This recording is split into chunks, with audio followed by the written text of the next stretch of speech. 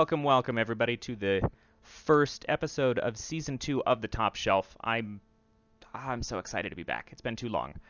But we got a super good cast of everybody here, and hopefully a cleaner overlay for some visuals for you all to be able to make sure you snag their Twitter handles and give them a follow. But we are playing for episode 1, the Great Soul Train Robbery, which is I'm so excited. I'm a fan of westerns. I'm a fan of spooky shit. We're getting right into all the things that I just love about thematic storytelling. Let's go around the overlay. We'll start with Legendary Vermin. Move on to +1 XP, Cloven Pine Games, and then RPG Megs can finish us off here. But tell us a little bit about yourselves, your characters, and then we'll get going. Hi, everybody. I'm Legendary Vermin. You can find me as Legendary Vermin on all the places on the internet that matter. I am going to be playing Harper Ayers, who you may remember from another Westerny themed game a couple months ago. And she's in this crew. She's a sharpshooter. She's here because there's some sort of prophecy. And she's out to get revenge because of it. And we'll see where that goes. Take it away, Tony. Hey, my name's Tony Vicenda, and when Mads asked me to come on, I only did it for one reason, and that's to look Alexi straight in the eye and say, how dare you come on TPK to play this game before you come on +1 EXP to play this game. With that, I'm out. No, I am playing tonight Fortwiller Lorne. He goes by Fort to all his friends and enemies. I am a banjo player, which is technically the class fiddler, but I always like to pick a different instrument whenever I play this desperado class and see how that impacts the way I play it. I'm good at fast talking and fast playing, and I'm motivated by love and sheer stubbornness. Excellent. Tony, I will come on +1 EXP. No, I don't even want to hear it anymore. It's over. It's over. I'm here to just to snipe your guests, Tony. That's all. That's my whole goal. Sniping my friends and my guests. It's Yep. okay because I love being on TPK Roleplay. It's my favorite place to visit. So I am Alexi. Alexi Sargent. My gaming handle is Cloven Pine Games, and I designed the Great Soul Train Robbery. I am super excited to get to be here and play it. I run this game a lot, and the chance to be a desperado robbing the train to hell is a more unique one for me.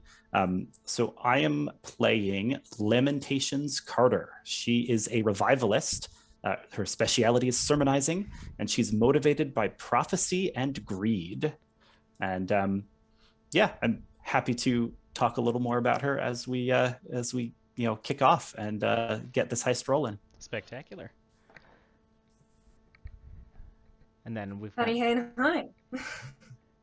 My name's Megan, or Megs, RPG Megs on all the platforms that matter, and I'll be playing as Phoebe Cain, a runaway bride motivated by redemption and pride.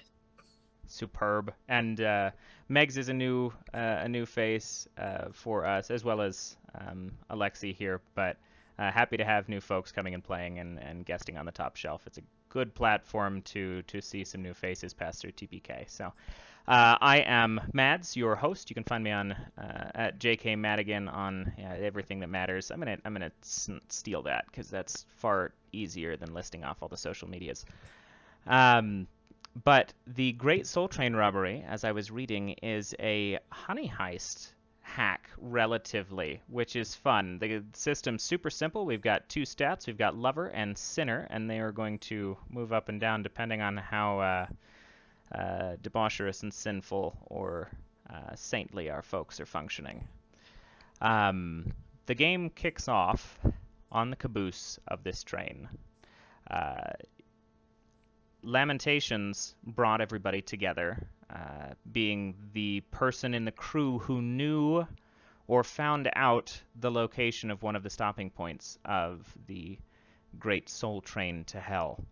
Everybody has their own motivations to be here, but in the sake of collective safety, you've all decided to undertake the journey together. Getting on the train was not particularly difficult. It does stop every once in a while, visible for just a moment, but long enough for you all to climb aboard back before it begins moving forward. As you make your way into the caboose of this train, immediately it is not as well lit, if any of you have been on a train, as it could be. A little bit darker, a little bit more sinister. Immediately you feel disconnected from the space that you came from out west. But as you all ready yourselves and make sure everybody's on and safe before the train starts moving, the intercom pipes in from the conductor, and you hear, "Welcome aboard, everybody. Glad to have everybody on this departure into your final destinations. I know most of y'all are not going to be too keen on the trip or too keen on the destination, but such is the nature of your sins in life.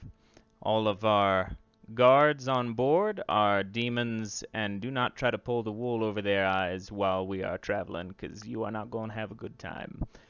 However, we've got amenities, we've got places to gamble and drink and enjoy yourselves, as this may be your last hurrah before you get to where you're going.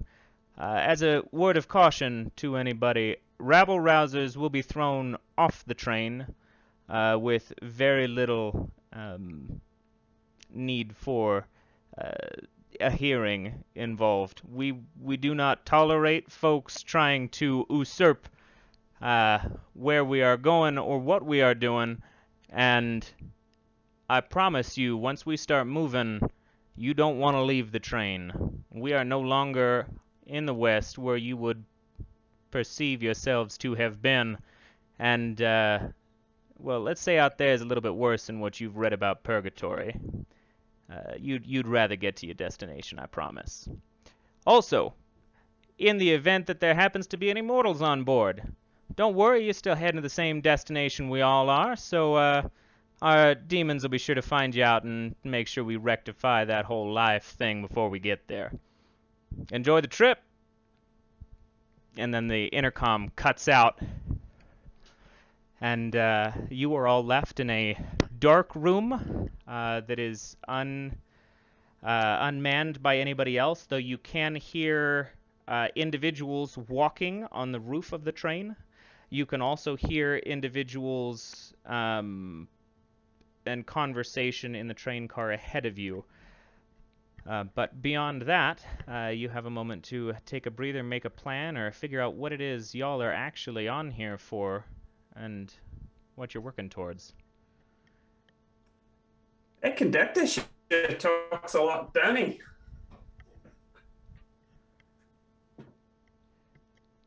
We have them right where we want them.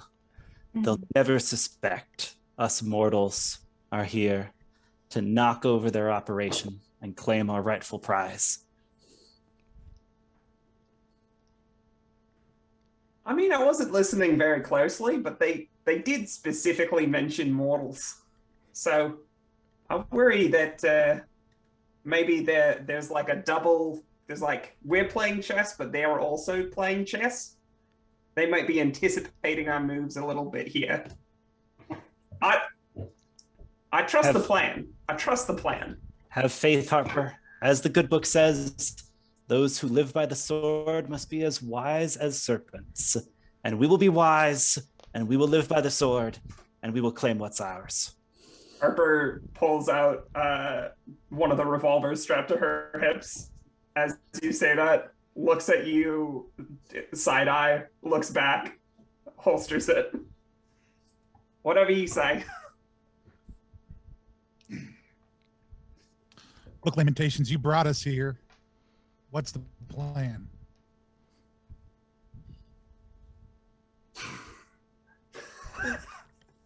I'm guided by the one true prophecy my fraud of a father ever received, and I know that aboard this train is where I will make my fortune.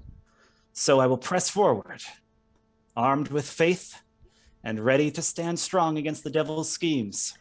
And if you are with me, I say we knock open that door, move on to the next car.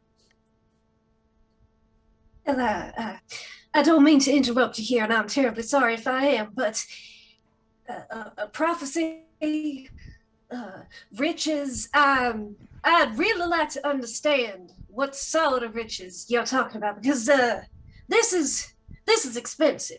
You know, there's an upkeep here. What sort of riches are you talking about? More than you can wrap your sweet little head around, I'm sure. Money, they say, is the root of all evil. And so we will pluck up evil by the root and take the money for ourselves, robbing the devil of his strongest weapon. Yep. Money. That's what I'm here for as well. I think about all those buku bucks I could be earning, and I say, mommy likey. Fort, you got your banjo ready? I will overly enthusiastically whip my banjo around and play a quick little chord always. Like a little like pump up music for us? Yeah, no, it's just like like it is just like the epitome of like basic banjo maneuver. It's nothing flashy other than the movement. Like the movement is very ostentatious, low over the top. And the chord is pretty standard. Yeah, fantastic. Yep. Lamentations nods in approval and then makes for the exit from the caboose towards the next car. Okay. So, as you approach the door, you notice something that immediately concerns you. There's the small window. It is dirty and kind of crusted over, but through that glass, you can see the next car is a flatbed. It's open. You know there are people on the roof, and you heard people across, but you can no longer see anybody on that open-topped car on this train before you get to the other side.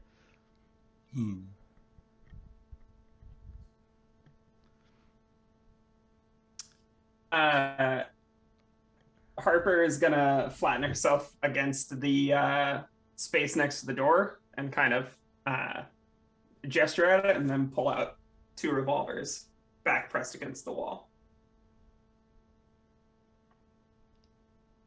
All right. I think Phoebe's gonna take the hint, get to the other side of the door, put a hand on the handle, nod to Harper, open it, step back. Harper whips around. What does she see across the way? Yeah, so open top platform. The first thing you notice is the space outside of this train looks like the very ethereal kind of wisping movements of like what it looked like when Frodo put on the ring. Like it's just negative space rushing past, and you can see this kind of hit the sides of the train and kind of wisp off in this like backlit black. But there is no individual person on this train bed, this open car. However, if you flip forward, you can see just the top of the crest of their hat, somebody from the back side of that train car starting to walk forward. Like you're just barely out of eye line, but they are a few more steps forward and they will see you. So can you gesture with your hands? Where am I? Where are they? So yeah, I'm in this car kind of here. So this car here, there's a caboose. You're standing here. There you go. Okay. Flatbed. Then you have the other car over here. They are on top of this car, but on the let me move it over. But on the back of the car, walking towards the front of it, and then the open car. They're on the top of the car that we're in? On the top of the car that you were trying to get to. Yeah. Okay. So you've got the flat car and then the car in front of you that you got to get to. They are walking towards the flat car from the back of that on the roof of it. And right now, in this split moment, all you can see is the top of their hat. But they are quickly adding some height from your perspective as they move forward. Okay. What I would like to do is kind of flip around out of the door while I'm still below their sightline, and then lean across and shoot the far side of the car across from us, so that it makes a noise and they turn back around. Okay. So this, yeah, go ahead and I'll give. What is that to you? Is that lover or sinner? Because I can't make a decision there. You're not actually directly attacking anybody, so I'm tempted to go for lover. Yeah. If it's a deception, though, you know what I'm saying? It's a deception, yeah. Okay. Which is a dirty deed, which is sinner. Okay, take sinner then. All right. It's definitely a trick okay. shot, though. It is definitely a trick shot. So I rolled 2 dice. I got a 3 and a 1. So that succeeds. And do I increase sinner before I take the roll or after? That'd be afterwards. Cool. All right. Not that it makes a difference in this case, but it's good to know. All right. So that's a success then. Okay, perfect. So yeah, exactly as planned, you fire a shot, and you notice something about the outside of the train. The impact on the train itself makes a sound, but there is no reverberating noise from the gun that you fire outside of this train. You can hear it impact the car, but the actual ballistics of your gun going off just kind of evaporates into the ether. There is no sound from your revolver. But it works for you because you hear that sound on the opposite side of the train car, ricochet off the side of the iron, and they turn. You can watch that hat pivot and walk back to go investigate it, and you are left unabated by the silence that this empty space provides. Hanging off the side of the car, blow the smoke off the end of the gun. Let's go. And nobody heard that. I pull myself back in, flustered, clearly, because I couldn't hear myself. Yep. Let's go. Okay. So, traveling onward, who's opening the next door? Is there anything notable in the flat car, or it's pretty on blank? the flat car? No. Yeah. Other than there is, as you're walking over it, you can tell that there is blood stains and some scuff marks, burns of bullets, like ricocheting off of the car itself. Based on what the conductor had said, this is probably their place where they force people to walk the plank. This is the end of the car that you get hauled off of. I'll try to say something like, let's hope we don't see this car again. Though I take it I will say nothing, in fact. Yeah, you kind of get a little bit out, and then you realize that there's no sound going on right now. Which, interestingly, again, the impact on the train you can hear. So your footsteps are heard. But anything traveling through the air, nothing. Like any good musician, I'm constantly tuning my instrument, and I'm assuming it's just taken up in the absence of sound. Also. Yep. Frustratingly silent as you're trying to walk in tune at the same time, and you can't hear anything. But you do it entirely through the vibrations. Beethoven it. The harmonics. Yep. Put my ear right against it. You get to this next train car, and it is a dark red exterior, much darker than the other, than the caboose itself, made out of a very rich wood, primarily. The top of it is still iron, and you can see the bottom of it is, and kind of the rails that run up the sides, but it's built almost to emulate a building itself and kind of its visuals. It looks like it's got, the front door of it is not latched in the same way that a normal train car would be. It looks like a building kind of, but architecturally in line with a train car.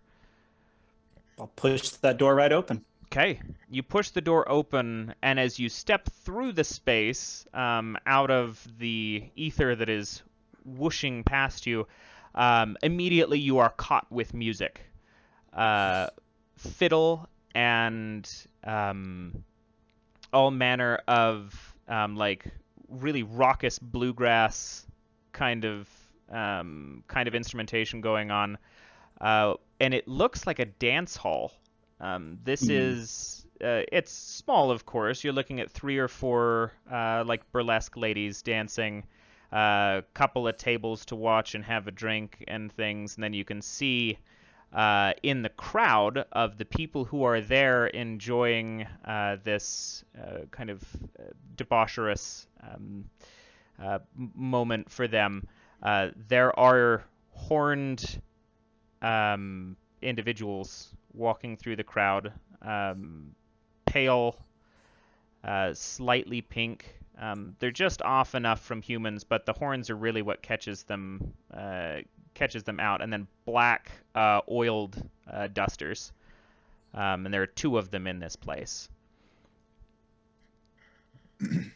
I immediately like start like see a little like toe tapping, and like even before I cross the barrier where there is like you see like that movement from like there's no sound and I'm already playing into like I picked up the tune and I like played dancing in with my banjo as if it was a partner while playing. Oh, spectacular. And I'm just in the room circling around with everybody as quickly as possible. Yeah, and there is dancing. You got folks dancing and enjoying themselves in the car, who are not at the tables, and then you have like this kind of half-stage riser with the actual girls on it dancing. And it's packed enough that with the 4 of you in there, there is enough of a crowd that you will have to push past people. So however you are choosing to navigate that, within about 45 seconds or so, the music stops playing, or like the band stops momentarily. Most likely to pick up another tune, and you're left with this kind of uncomfortable silence.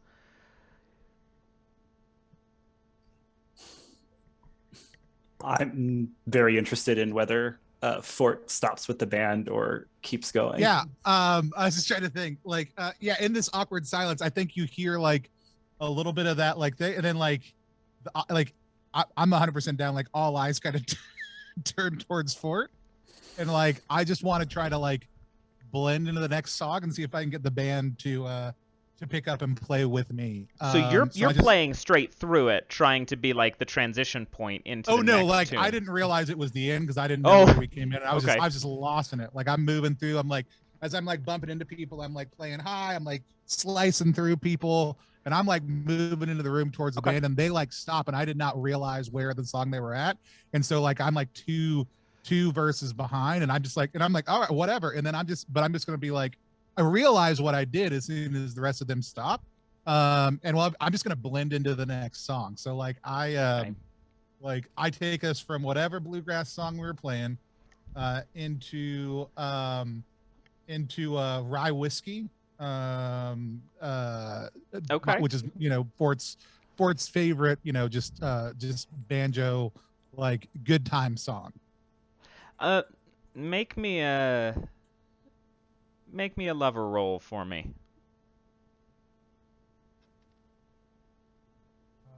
I rolled a 1. Okay. All right. So successful as you are at all of this, all eyes on you, people are paying attention as the music cuts out, and you suddenly become the center of attention for just a moment. What you end up getting is the band doesn't pick up with you. And whether or not this is to everybody's benefit or maybe to the rest of the party's benefit, you have now got the floor. And anybody else who is not, you know, just jamming out on their banjo, you would all notice this has caught the eyes of everybody.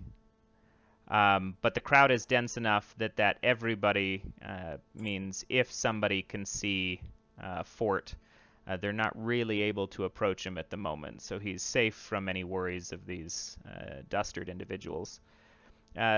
Fort, you also get one of the ladies comes down off of the riser and comes over to you, and she says, "Is this? I'm sorry. Are you the great Fort Lorne?" Why, yes, ma'am, I am. Well, I never thought that this car would be graced by the likes of you. You have to stay, play at least a couple more. This is too much of a treat. Our band can't keep up with something like that. Oh, I think y'all can. We'll slow it down a little bit. I'll ease y'all in, and I'll blend into another classic banjo tune, "Genius in France," by the weirdest of owls in the Old West. Spectacular. And this time the band does catch up.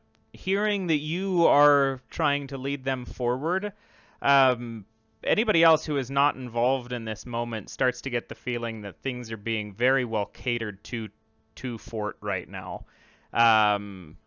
Because they pick up immediately and are still, the whole band is now accompanying Fort. The girls are kind of surrounding him, keeping him, just hyping him up and entertaining him, hands on his shoulders while he's playing, kind of whispering sweet nothings. Very much just everybody's dedicated to loving your presence in this car. It's great. I'm just lost in the music. Okay. And the attention of these girls. What is everybody else doing during this? I think Phoebe's very much trying to get eyes on the door to the next car. That's her primary motivation. And as she's slipping through the crowd, sometimes she'll run into someone. Oh goodness, I'm so sorry. Do forgive me. And she'll kind of hustle her way through. If she's moving toward the front of that car, is there anything that she can immediately see? Are there any guards in front of it? What's going on there? So the further you move into this car, the closer you end up getting to these two black-coated, like, duster devils. And they seem to be whatever amount of authority exists within the car itself. Mm-hmm. All right, so... Oh, no worries. Sorry, I was just going to say, the crowd has kind of kept them from approaching any of you. You're not sure if they have full eyes on any of you, but the crowd has been dense enough that they haven't been able to really investigate. But the closer you get, the more the risk of that is. Right, okay. Okay, so sounds like a bit more of a distraction in that case. Phoebe's going to look to Harper or Lamentations, kind of nodding her head rather aggressively toward the two dusted individuals. I think that Harper, what she's doing is she's pulled her hat down low and she's kind of sidling along the outskirts of the car, trying to get if there's like a bar or like an unattended beer or whiskey that she can sit down in front of and just kind of blend in. There is definitely the latter, for sure. Notice. Mm-hmm. Okay. Also, welcome, Raiders. Yeah, absolutely. Happy to have you here. I'm playing the Great Soul Train Robbery. We're in somewhat of a brothel train car at the moment, trying to navigate a crowd. Okay, so you sit down. Are you sitting down on the far side where you entered from, or are you trying to get closer to the back of the car where you're heading? I want to be like 3/4 of the way to the end of the car. Okay. And kind of what Harper is hoping for is that if the Duster Devils go after Fort, then she can kind of like catch them by surprise if she needs to. Okay. Or, just seeing what happens, seeing how the situation changes. Yeah, and the benefit of Fort's successful lover role there means everybody is pretty much unnoticed right now. Nobody gives a shit about the three of you other than, and Fort has all of the attention. So however you guys want to set yourselves up, you're in a good place to do so. But you're probably also the longer this goes on under the impression that you're going to have to find a way to get Fort out of here. Yeah. Yeah. I think it's time we dealt with these Duster Devils. So I'm going to approach them. Okay. And pull a flask from inside of my coat. And I'll say, guarding a den of iniquity like this must be thirsty work. Surely you could use a drink. One of them, female, looks at you and kind of tips her hat and looks and says, "You know, it is thirsty work, but we don't drink on shift. Apologies." Just a sip couldn't hurt, I'm sure. And I will take a sip from the flask and make a big show of how delicious it is, how much it's soothing my parched throat. So you are trying to deceive a devil at the moment. Yeah. Go ahead and make a sinner roll for me. Yeah, that seems legit.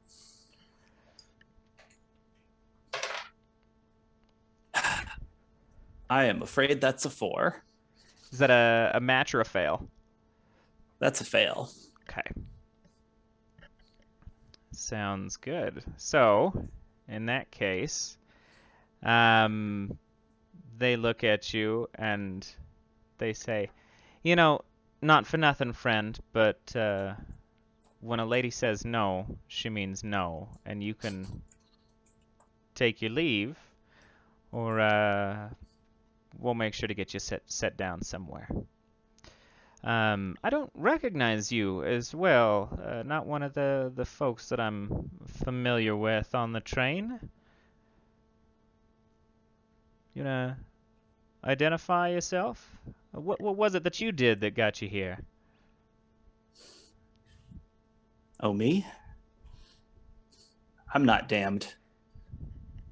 I'm just here to make all of y'all regret ever rebelling against the Lord Almighty. I'll just throw the flask in their face. Okay, holy water? Yes. A whiskey laced with holy water. All right, fair enough. So the holy water hits the woman, and you can see just every point of liquid on them just ignites into flames as they start burning. Music stops, and from under the duster of the second person's coat, you have a break-action long-rifled shotgun that they had just kind of been long-arming under the jacket, immediately up, and you can hear the lock of that break into place as they're up right at you.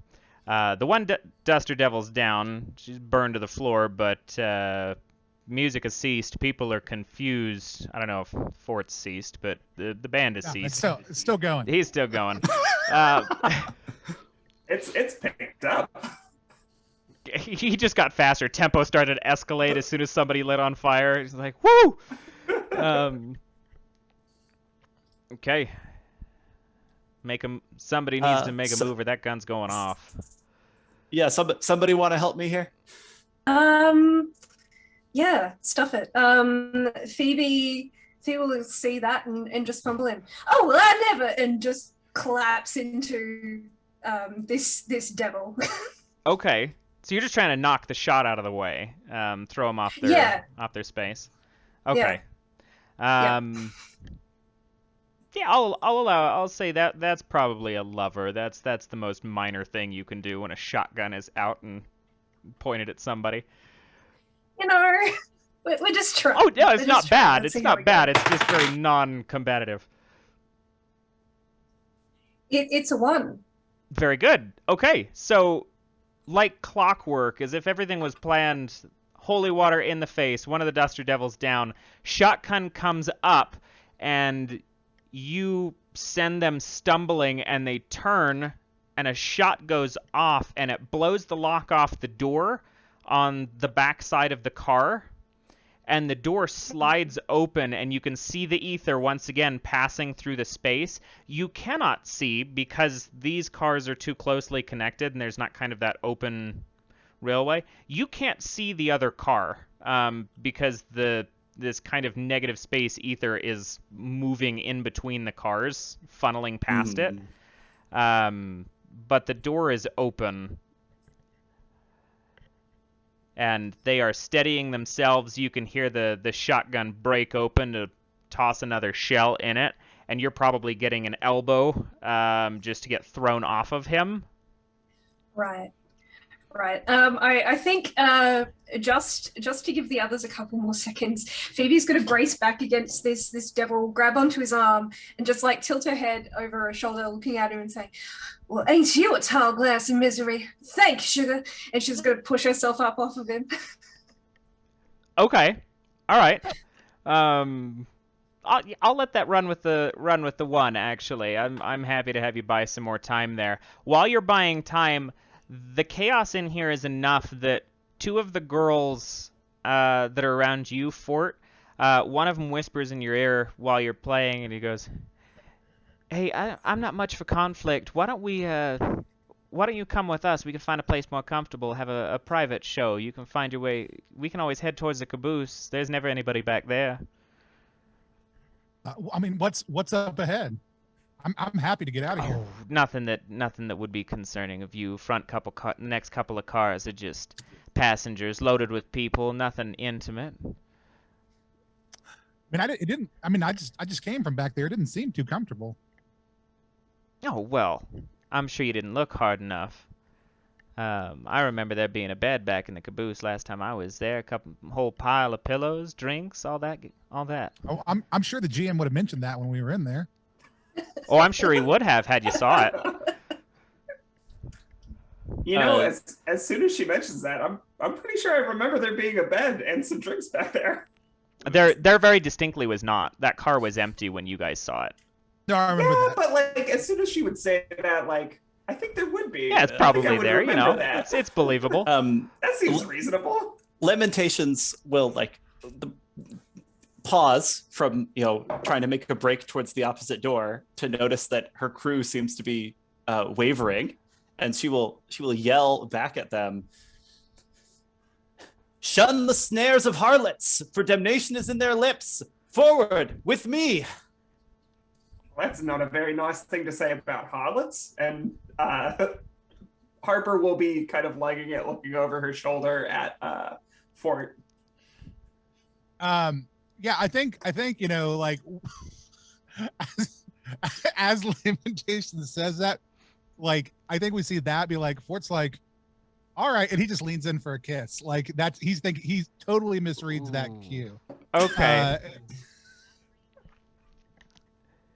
Okay, so here's not for Lamentations. That may happen later. But with one of the two girls. Okay. They're not hesitating.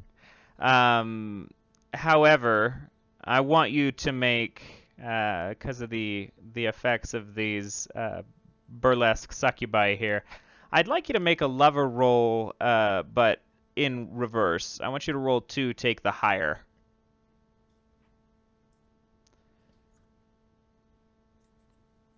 That's a 2. Is that still a success for you? Yeah. Okay. All right. So, almost distraught at how willing you were to kiss them, and they reciprocated wholeheartedly, and you can feel the euphoria of just, this is really nice wash over you, and then you still manage to pull away from it, and the girl's like, "Oh, come on, we're not done, honey." No, I just as I pull back, I just look at them and say, "Nah, it's not y'all." And their gaze, from being just very, very pleasant, very, very about you, and just ready to take you to the caboose, they look at you and their face just drops. Like, it's just seething fury at this point at having been rejected for this. And kind of in the periphery of their face, like they are also following the same kind of demonic forms that the other guys are, but they're very well masked in it.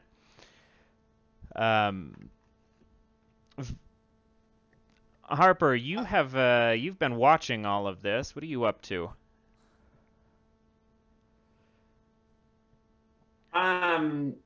I think is there anybody nearby me who's like watching this interaction between Fort and the succubi, the burlecubi, if you will? There are. Most people still have eyes on them. It looks like everybody here is relatively under the four of them's control, in enough function that like they're not doing anything that these ladies aren't commanding, but that also is not boding well for you guys right now with them not being super pleasant. I'm just gonna find the loneliest looking person within Okay. arm's length. And I'm gonna look at them and say, "This is your moment. They just got rejected. They need you now. I love this. Please make. You can give them Suka." And that's just one die. That's a 6. Okay. No go, baby. He looks at you and he goes, "Well, thing is, I'm already hers. I just like watching her work. However, you don't seem to be part of the family yet. Perhaps you should stick around too."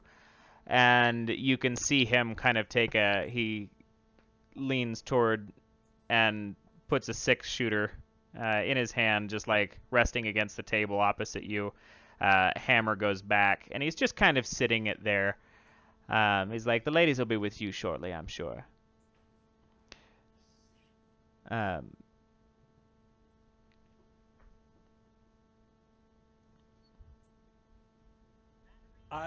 There's still one demon with a shotgun. Still one demon with a shotgun Yeah. readying themselves. This is all pretty quick interaction. By about this point, that demon is getting back up, and as much as I want to take the intermission a little bit later, my headset just informed me that it is about to die.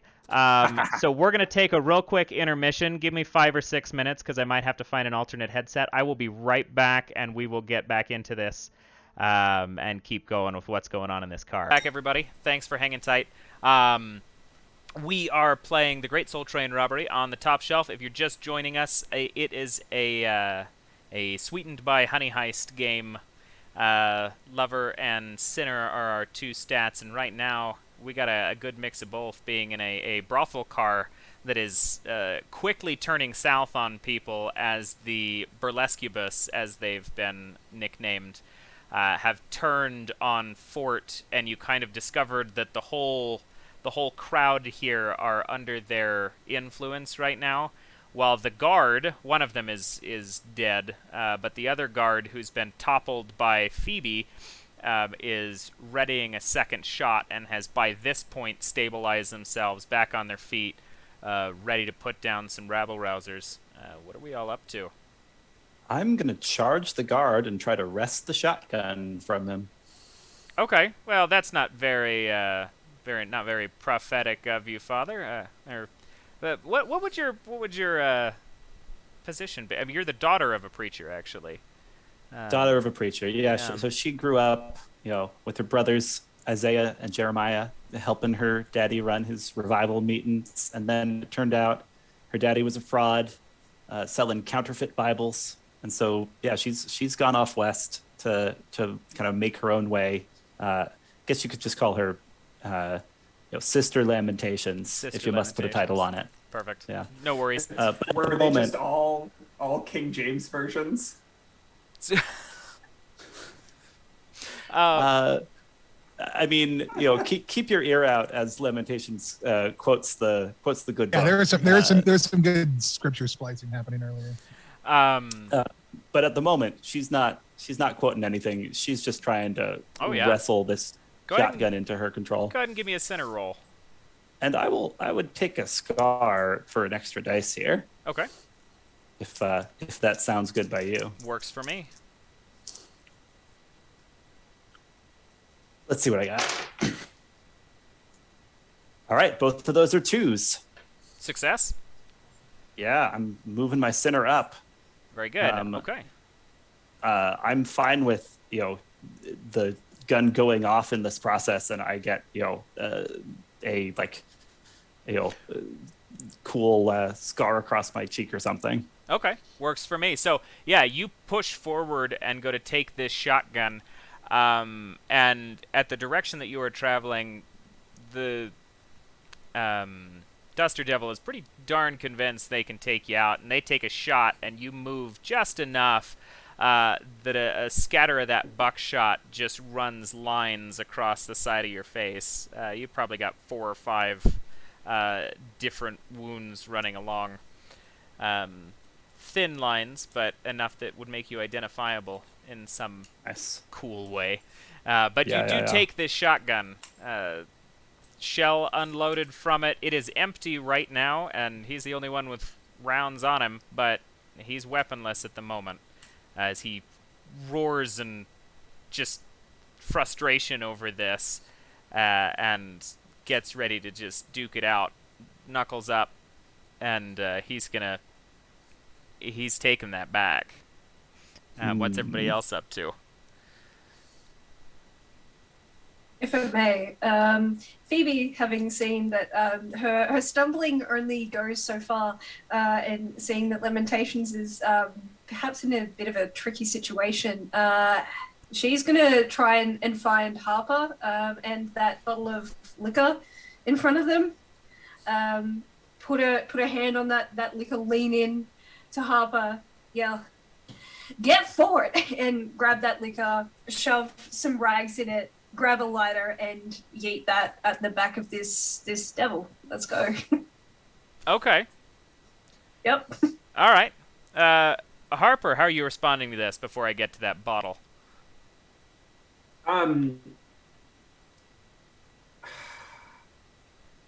Okay. Again, I don't know what this role looks like, so you tell me. Harper looks across the table at the lonely gentleman, and she says, "Look, I'm not here to go after small fry like you. I really don't want to hurt you. So I'm going to need you to get out of my way." And she's going to kick the table as he tries to pull the trigger to knock his hand to shoot a lamp over the succubi, drop it on them, and give Fort a clear path out of here. That's beautiful. Okay. Yeah, no, that is a sinner trick shot if I've ever heard one. Okay, sinner trick shot it is. What's your sinner at right now? It's at 4. Okay, just checking. And I did roll a 1 and a 6, so we're good to go. It happens. Perfect. Just as I've described it. Just as you've described it. Table goes over, gun goes off, ricochet hits one of the chandelier lamps hanging as it collapses on the woman who is just about to tear Fort to pieces with her claws and knocks her down or out for plenty of time for Fort to get back to his friends. You'd think so. Just kidding. Boy, we're legging it. So as she hits the ground, like as this person, like we kind of see a cutaway scene as like the pose of this burlesque laying on the ground, like flashes back to a scene from earlier in Fort's life where he remembers that he, like a time where he's looking down at another woman laying in bed in a very similar pose, and it's the last woman in town that he dated, because he went to Lamentations' father, because he was just he's looking for love, and he's looking for love wherever he can find it. And he was told that the town that he was in was the town where he would find love, and he had dated his way through every available woman in town. So we see just like a series of flashbacks, and it's not that dating a lot of people's wrong or any of that stuff. It's just the fact that his motivation, like, was that even after it was evident to everybody else that there was not a woman in this town that Fort was supposed to be with, he was just out of sheer stubbornness, dedicated to breaking every woman in town's heart, just to make sure that they weren't the one. Rough, dude. And I'm going to move a point down as I flash back the way. I'm going to move a point from. I'm going to move back down from lover 5 center 1 to lover 4 center 2. Okay, very good. Are you hightailing it towards your compadres here? Like I'm playing a tune and making my way. Like I'm milking it a little bit, but I am moving that way. Like it's a backwards. Like there's people getting a little bit like, hit by a banjo as they go by as I'm playing my farewell tunes and making my way towards the door. Are you like announcing yourself on the way out too? Yeah, as we get near the door, it's like it's been a lovely evening tonight. Remember to tip your server on the way out. We're all looking for love, and hopefully someday we'll all find it. It's been great being with you tonight. You're the last one out, and Harper reaches her hand through the car, the space between the car doors, and grabs you by the collar. Okay, so Harper and Fort are out at this point. Lamentations, Phoebe, you have an open opportunity to, but having just stolen the shotgun, Lamentations is going to be, as a final ditch in this car, that Duster Devil's going to grab you and try to make an attempt to just swing through the open door and just toss you off the side. I see. Yeah. Out into the void. Yep. I think she aims to wedge the shotgun across the door frame, if that's a possibility. Yeah. So like he's trying to do this. She's trying to like redirect the momentum, wedge the shotgun, and then just push off from it to tumble into the next car. Okay, so based on that, I'll allow it without need for a roll here, because it makes sense for me. However, if you choose to do so, you're losing the shotgun in the process, because the shotgun's not coming through that door, if that's your move. True. It didn't have bullets, so I am willing to sacrifice it to move along. But my faith is not in force of arms here. Okay. So you all barrel in with some close calls into the next car, the door slamming shut behind you, or sliding shut. You're returned back to a very initially mundane car. It looks like just a regular public cabin. Every seat's filled with people. You kind of got the ricketing of the train feel, even that you didn't notice in the last car again. Those small like cocktail tables or like chess tables or whatever, sitting in between each group of people, and some people are playing cards or some people are just reading a book. It looks very, very just ordinary. But you can see that all of these folks are blank. Like, there's no facial features whatsoever. Like, just almost mannequins of these mundane. Other than that, the way all the way through is clear to the next car door.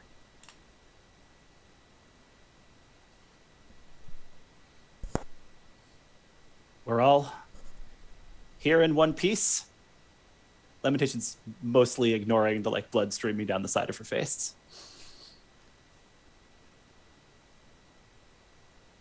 Oh, this really gives me the heebie-jeebies. I don't like this at all. And we get a flashback to just like a repeated, there's like a montage of like images of a train car and a grinning skull at the end of a long hallway, and many, many, many nights waking up in cold sweats with a lot of the same furnishings that we see in this car echoed in these dreams. Okay. I'm back to 4 center, 2 lower. Okay. Phoebe, as you guys walk through this car, you're the only person who recognizes a face in here. And you almost missed him walking through because of the direction you are traveling. His back is to you. But as you pass along, you kind of catch out of the corner of your eye, and you turn and look, and in a sea of just mundane facelessness, there is your past betrothed sitting, eyeing his pocket watch, exactly as you had remembered him, but as you had remembered him from the night that he had passed, so still bruised and battered, gunshots to the chest. But beyond that, he is interacting like he is alive. Right, okay. So, yeah, Phoebe does a bit of a double take.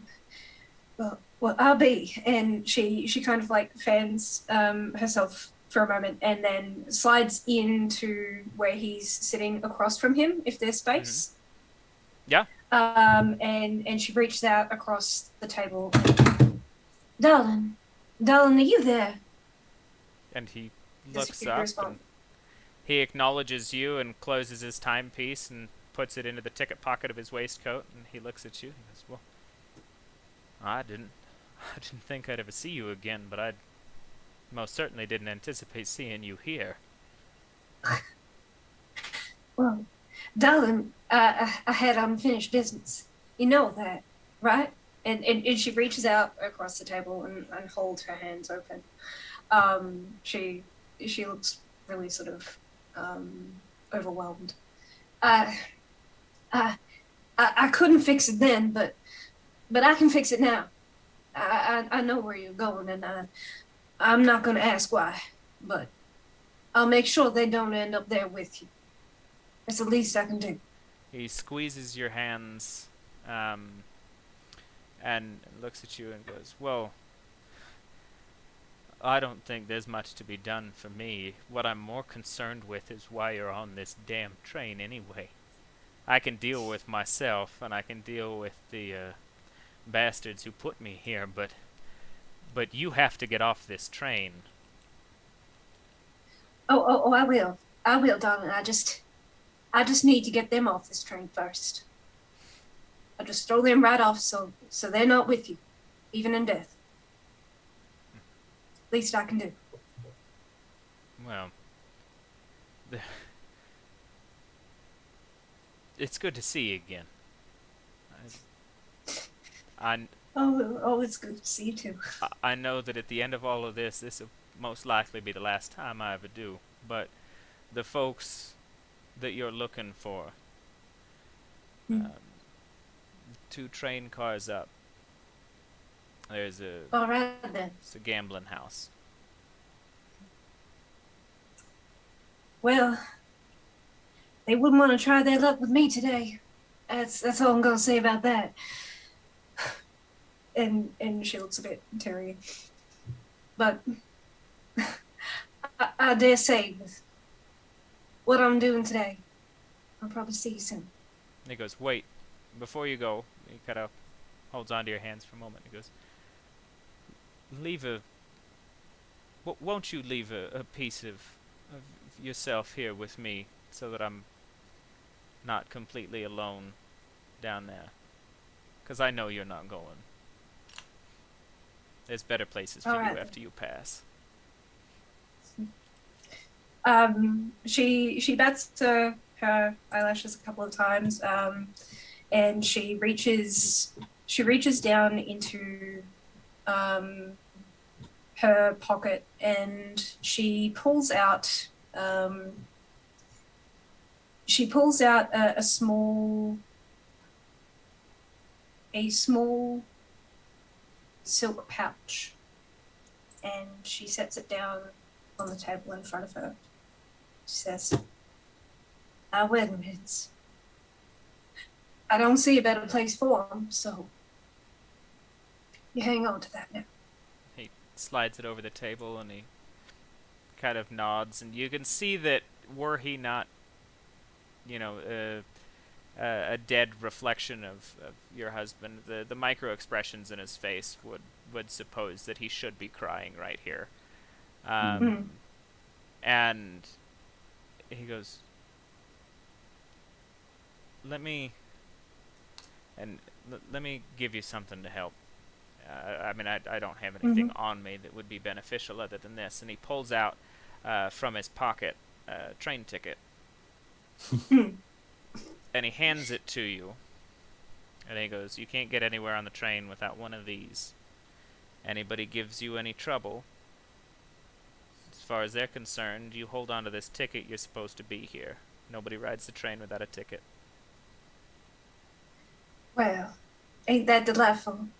I knew you were a paperwork man, and I won't speak too much to that, but I thank you for this. I do. Of course. Stay safe now. And she kind of tucks that ticket away, wipes at her face. Take care of yourself and don't let me see you on this train. You gotta get home safe. And he lets go of the ticket and goes back to his pocket watch, and as you step away from the table, as you look back, it is back to just kind of that shapeless mannequin of a person. The clothes are even different. Like, whatever is manifesting in this room for loved ones, like, this is not. Fort's been picking away at the Great Remember for Nancy by Steve Martin in the background this entire. Perfect. Harper kind of leans over. You don't think this is some kind of like Orpheus and Eurydice situation? Like, should we be taking anything from these people? Or, for that matter, giving them anything? Lamentations has been looking around, seeing if there's anything valuable on these people that she can steal. Okay. Nothing in this train car. In fact, the only significance of that interaction was that ticket. Everything else is so blank in here that it is depressing in its emptiness. Like, it's a full space, but nothing of value. Nothing that is sentimental or that anyone could possibly care about in here. Very well.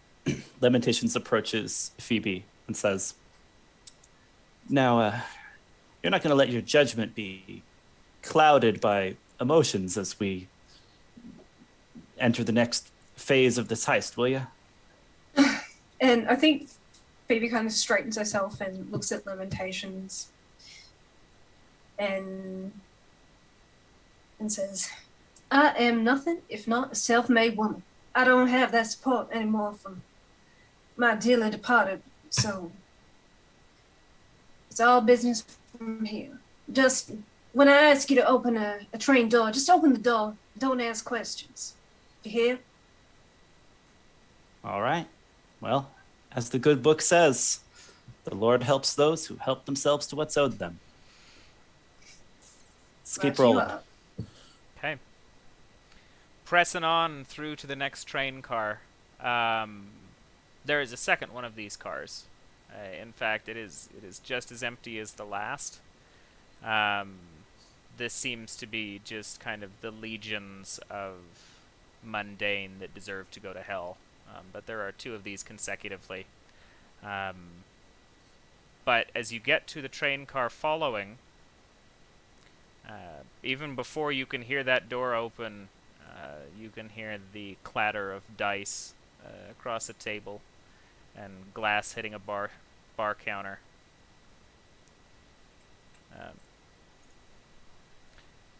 How are you guys? Are you guys just walking in? Is there a plan here for this?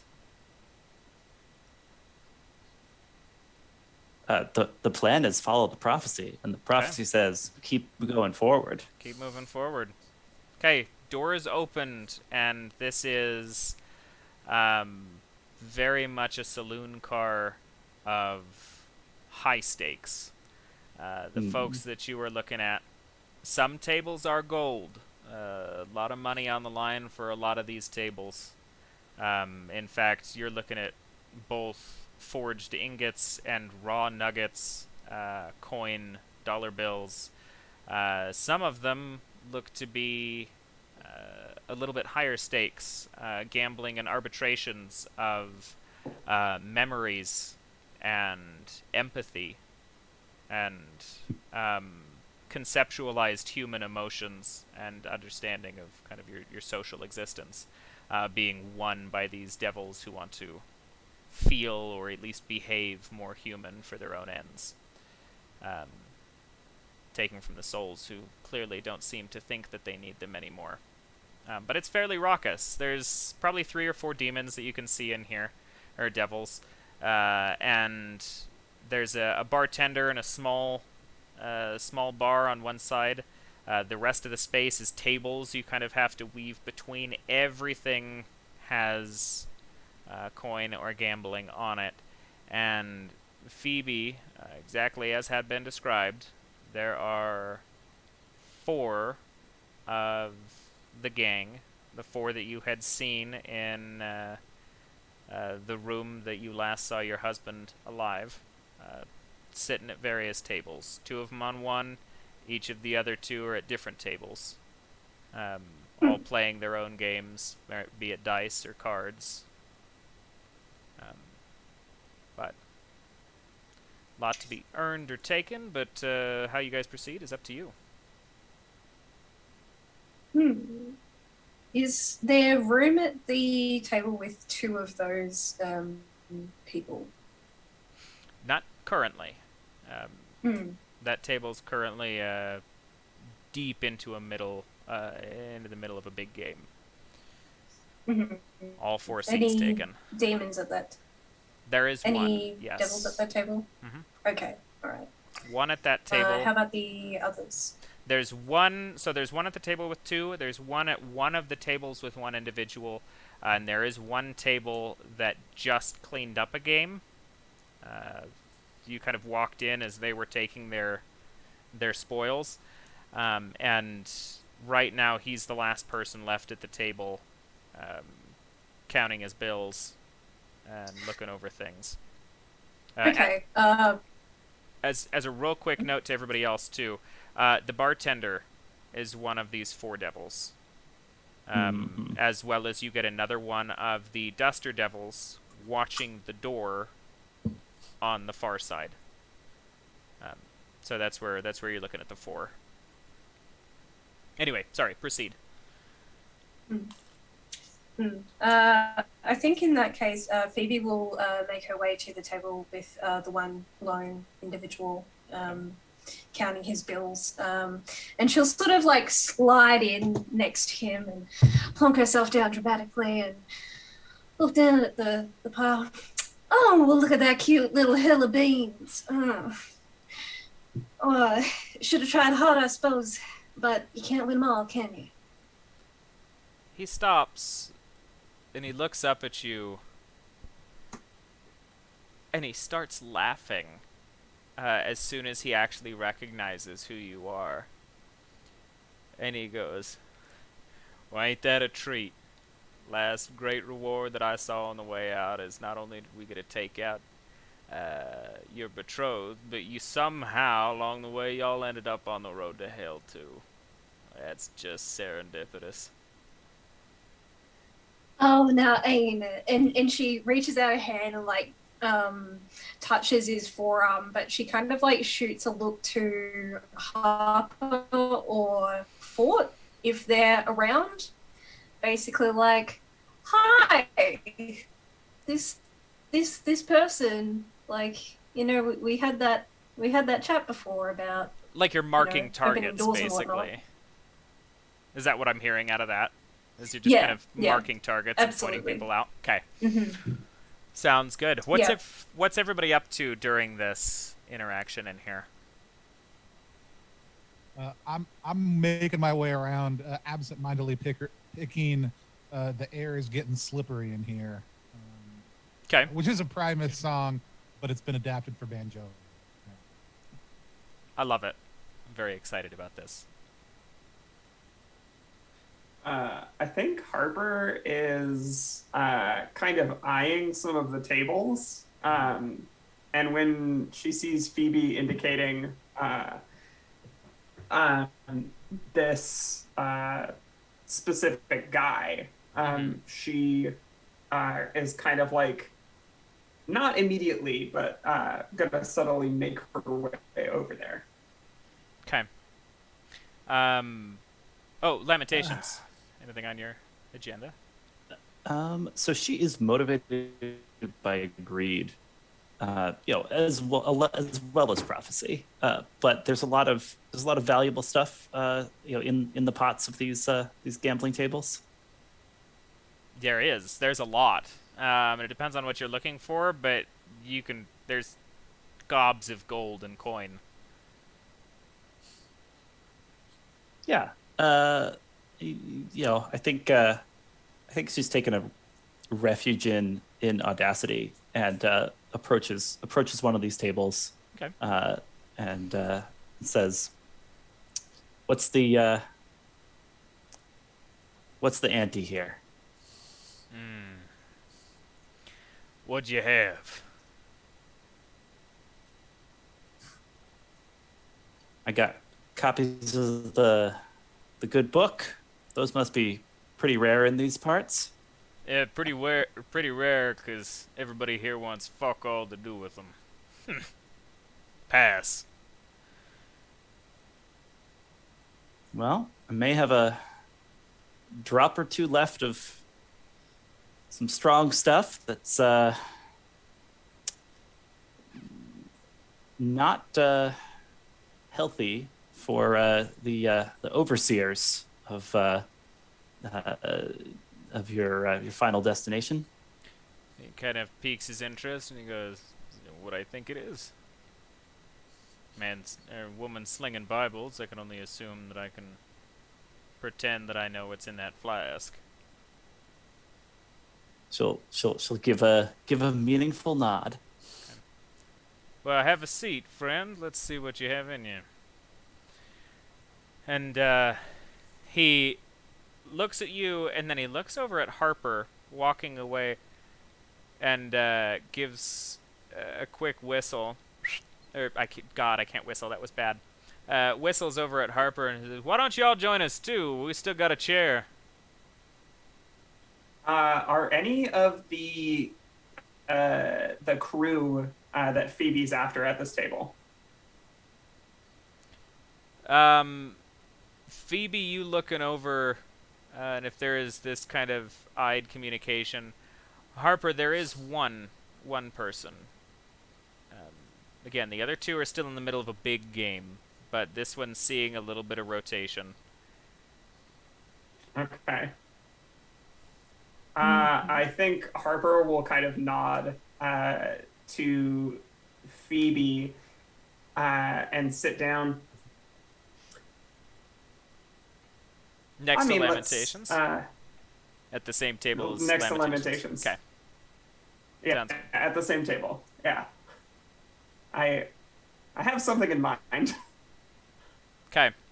Sounds good. Looks at you and he goes, "What's your ante?"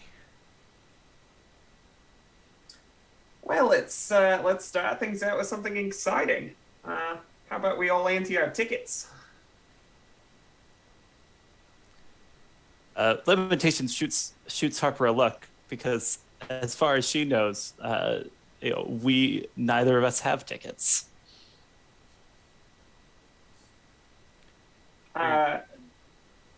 there's a wink from Harper as that happens. Okay. Lamentations tries to keep her poker face, but she's not sure where Harper is going with this. Okay. As a continuity thing, too, one of the seats that opened up here was with one of the devils, who is now up and roaming, kind of paying idle attention to Fort. But the devil is not at the table that you just talked about Holy Water at, so you're good. You're still okay. So that makes sense. Thank you. Yep. He looks at you and he goes, "We're starting real high on your wagers here. I'll do you one better, 'cause I don't need multiple tickets. How about you put in that pretty trigger finger of yours? Could do a whole lot of fun things with that." Addressing Harper directly. Oh yeah. Yeah. How is that? I just need like a vibe Yeah, check here. it's like, It's not okay. wait. To be fair, not sexually creepy. Like Just creepy in the Okay, taking, but losing your this is finger. creepy in the like, I'll take your finger, but like you, as soon as he says that, you get the vibe that there is kind of the passive persistence of you can put things forward, but these tables probably know what's valuable to you on them. Because you've not mentioned that you're a sharpshooter and this is not a devil that just recognized that you're a crack shot with a gun.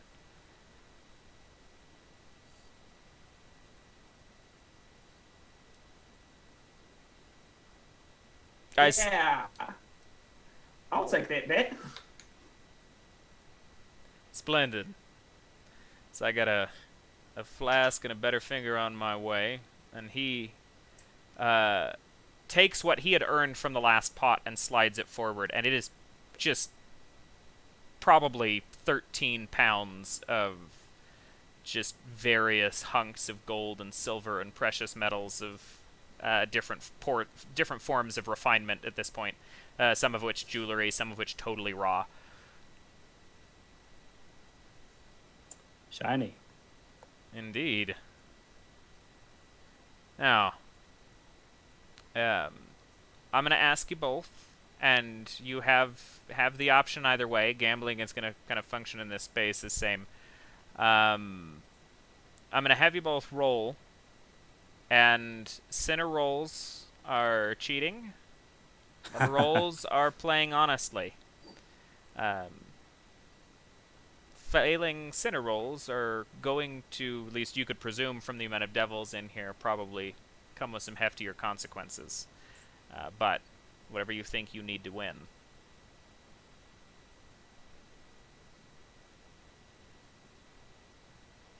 That's wonderful. I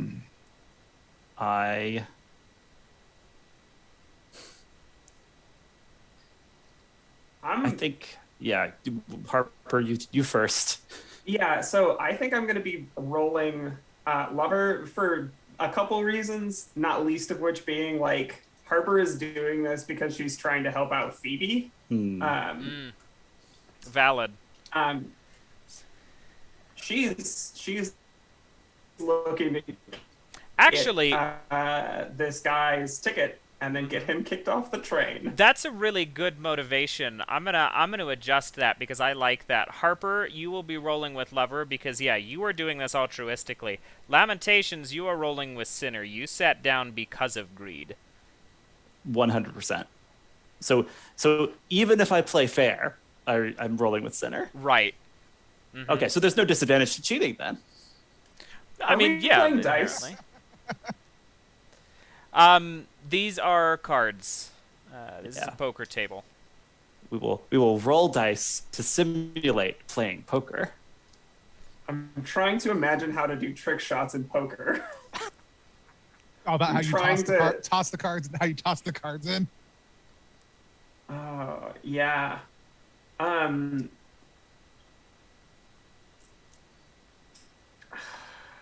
and I'm trying to imagine how to trick shot with cards in a way that isn't cheating. Well, here, I'll tell you this then. You two think on how you plan on playing, and we'll grab a description from those here in Okay. just a second. Phoebe, Mm-hmm. seeing all of this transpire and watching your person you just clued in walk over to a different table with another one of those individuals, what is your next move? Cluing in Fort. Seeing that Harper's got that other table on lock with Lamentations, she's gonna give a little nod to Ford as she squeezes this man's forearm and says, "Oh, well, come on now, that's all left for living folk. Surely we just need some music here, don't we?" And give a nod to Ford, like, "Get over here, distraction, I'll like please." make my way that direction. Like even as I've been going by people, like the songs, like he starts out with the air is getting slippery, but like as he's passing by different people, it's almost like he's picking up like different tunes for each individual that he's playing for, and so like he'll like make his way around this table, and you like see him pause and take a look and just kind of like. He like without making physical contact, he like gets in the person's eyesight and like drags it away from the table for a moment and like gets him to like make eye contact with him, but then like nods knowingly and then like lays into a theme for this guy specifically. May I suggest Raise Hell by Brandy Carly? I play Raise Hell by Brandy Carly. Yeah. And I think she's going to kind of gesture for this man to get up. "Oh, come on now. Surely when they hung you, they didn't ruin your feet. You can dance now, can't you?" She's gonna like this dude to stand up and dance. He's gonna get an even heftier chuckle out of that and being like, "Well, I'm not gonna tell you no. We're both heading to the same place, and this just feels like better kind of revenge than we could have ever hoped for. So, sure, I'll dance with the person, with the fiance of the man that I shot down. Surely that's not troublesome at all." He slides away from the table and stands and offers a hand. Yeah, absolutely. And Phoebe absolutely plays into it, and she kind of like, while looking at Fort, kind of looks to the door behind him, basically get that ready. And she's gonna try to maneuver in such a way to throw him out the door. Okay. Yeah, I'll maneuver like basically like counter them. So like I'll move around the room. So eventually like I'm now probably pretty annoyingly playing across the action of the entire room as they dance on the far side, and I move to that door kind of counter. Okay. Phoebe, I'm looking for a sinner roll. Fort. But this is directly motivated. So I believe there is another dice involved. Fort actually doesn't have a lot of motivation here at the moment. Like he's happy to play. I would say Fort's response is probably going to be Fort's being very responsive right now. So I would actually say like unless you really want me to make a roll, which I'm happy to do. Oh no, I would sorry. say this is just narrative until there's a necessary action. No, okay. this is for Phoebe. What I was saying is this is motivated directly by your redemption arc here. One of your motives. Oh yeah. Yeah, so definitely. I'll throw in another dice. For so this that'll one. be all right. 2d6, and this is against Sinner. Mm-hmm. All right. Oh, that's a 3 and 5, so that's a fail. Okay. So this dance is gonna take a couple of minutes before I let things go to hell. Lamentations and Harper. You guys are sitting down for a good game. Some music's piped up, some dancing has started.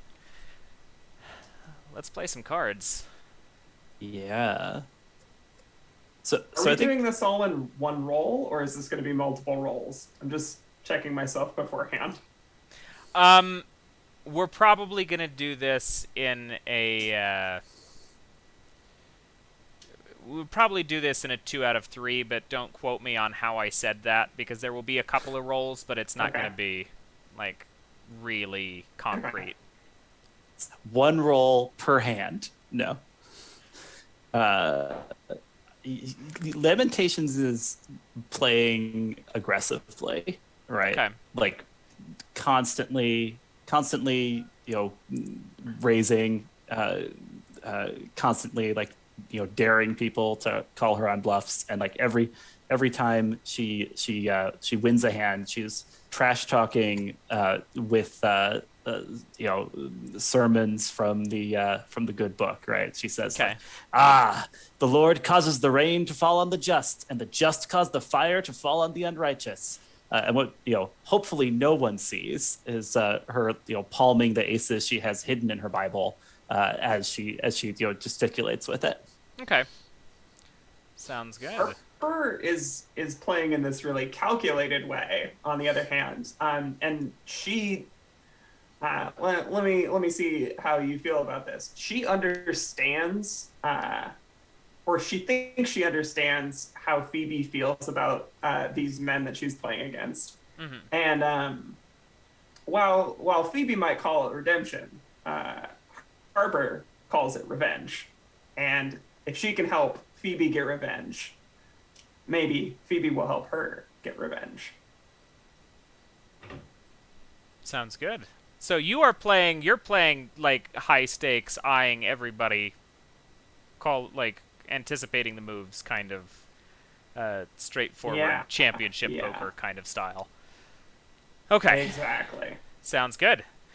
Let's go ahead and get a lover roll and a sinner roll, please.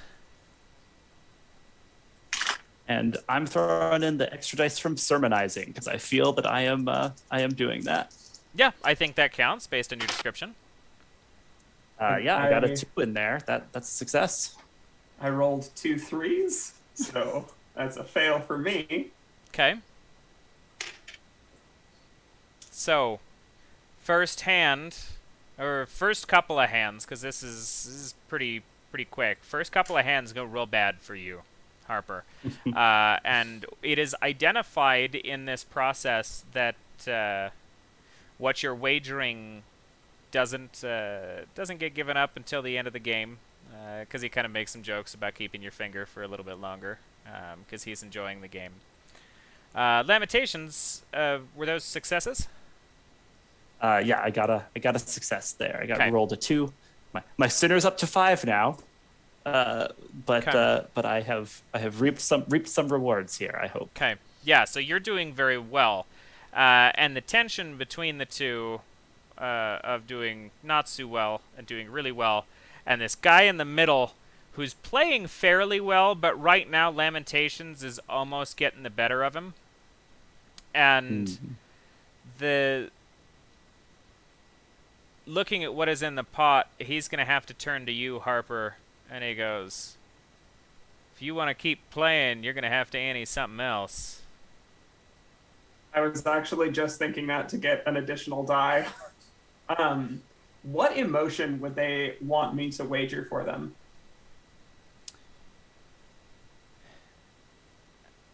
Play this out. Role play this out for me. I want to know how you are getting this through.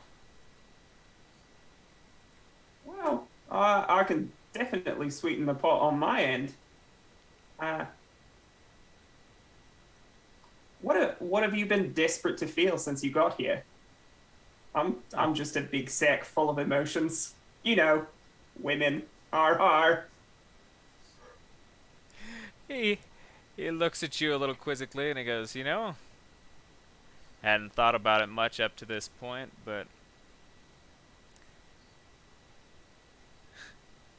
I'd really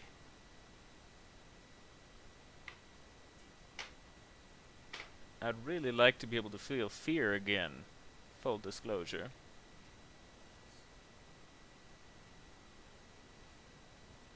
if you're ready Well, to I put it can't on say the that line. I have much of it to share, but I'll put anything I have on the line in that department. Well, I mean, if it's not much, we can barter something else. And Harper pauses. Ooh, this is another thing that we can do. So flashback, and we see there's I don't know exactly how this would look in like the TV show version of this, right? But there's either two spaceships or wagons across from each other in a big open area. And we see a friend of Harper's reaching in, and Harper is on one wagon, and this friend is on the other, reaching in to take something. And somebody comes around the corner, flips around the side of the wagon, opens the airlock, and points a gun at her friend. And we see a close-up on Harper's face as she fears for this person's life, and looks down the barrel of the gun and takes a very precise shot at a great distance. And I'm going to move 1 point from sinner to lover. Okay. It's only in jest. I've got plenty of fear to share. Oh. On the table it goes then, and he preps for another hand. Lamentations, are you adjusting how you're choosing to play? Can you find a way to make this lover, or are you gonna make? How are you gonna proceed? I think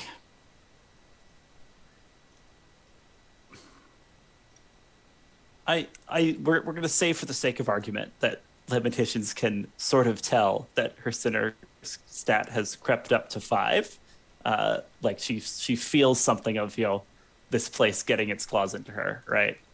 And so I think she's going to, like, very deliberately make a costly sacrifice for another soul here, and like take half her pile of chips and like slide them over to Harper and say,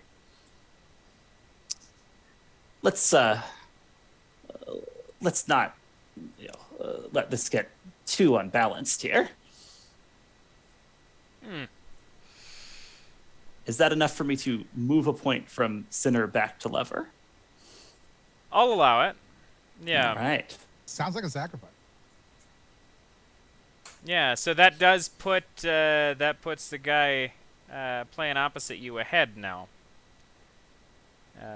As far as the game is concerned objectively, but yeah, go ahead and. But my friend isn't about to lose her fingers, so I'm doing that for a shift, but I am still playing hard and not totally. So you're still by the rolling rules center. here. Oh yes, I'm still rolling center. It's just I'm not going to be damned for it immediately. Okay, go ahead and do this one more time. Give me one more roll from each of you before we get to what happens at the door. Mads, do you want me to roll 3d6 or 2d6? 3d6 would mean my fear gets lost, but the things that I'm trying to hold on to get kept. 2d6 would mean that I'm not going to lose my fear as a consequence of this. Take the fear scar. You gotta do that. I'm into that. I'm just asking if that's how he wants to play it. I'll give you the 3. Cool. Yeah. Cool. Good thing too. That's a 6, a 4, and a 1. I've got a 2 showing, so I'm good. Okay. So 2 successes. Overall, the table is working in everybody's favor.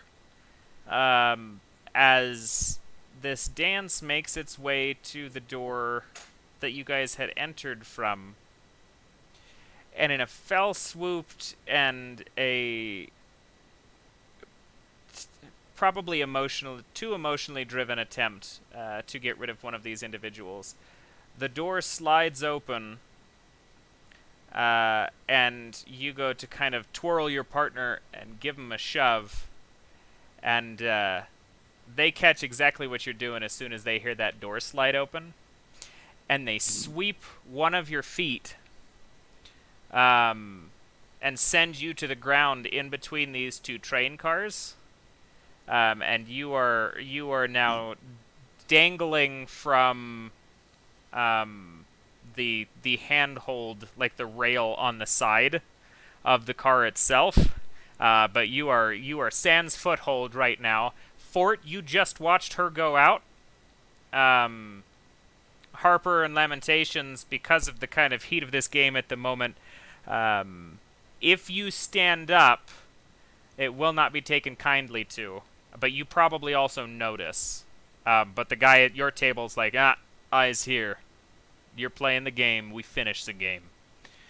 And the man above you, Phoebe, pulls out a dagger.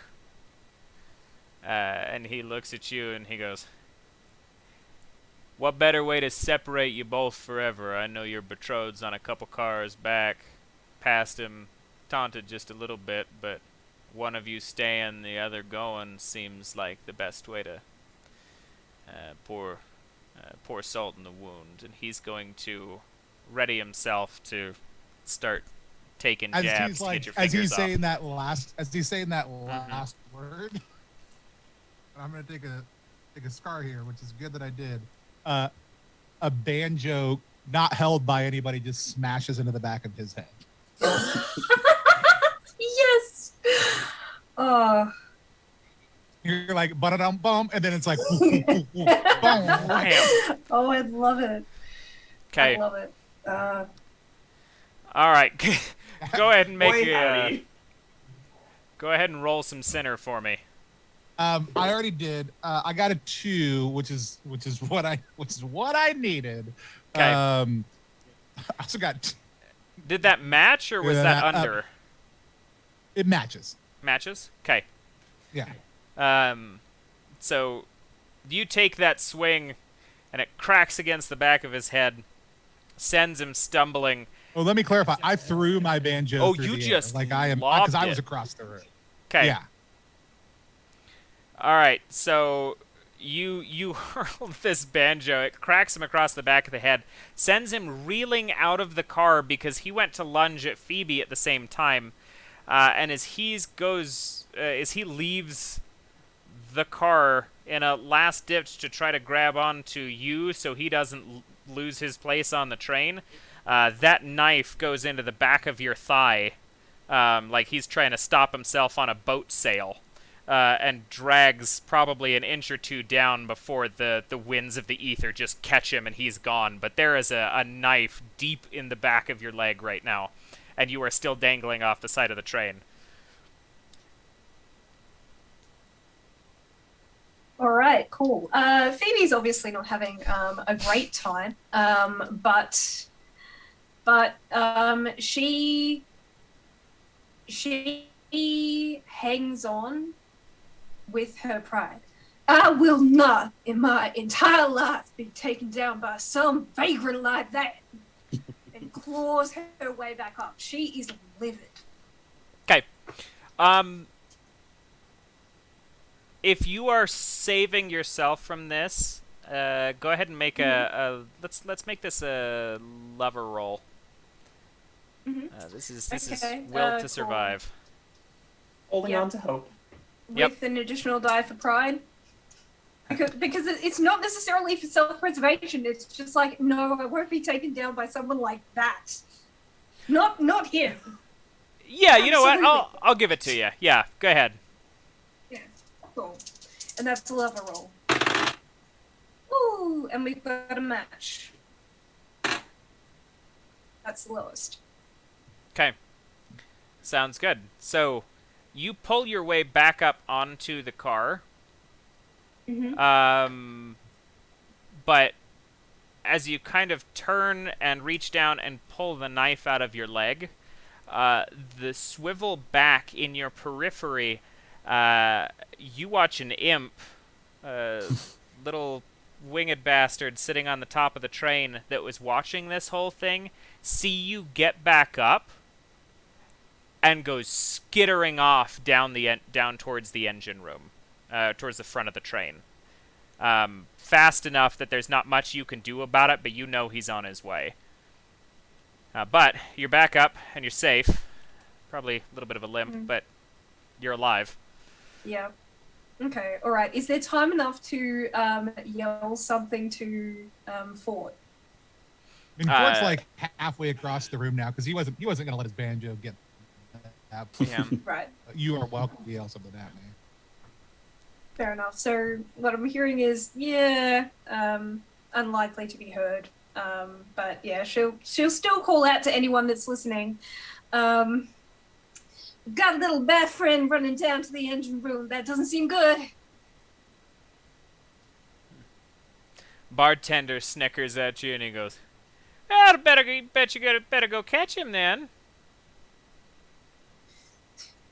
Yeah, she looks at him, looks down at her leg, looks back up at him, and flicks him off. The game between you two and this individual, both of you were successful? I was at least. That's right. Okay.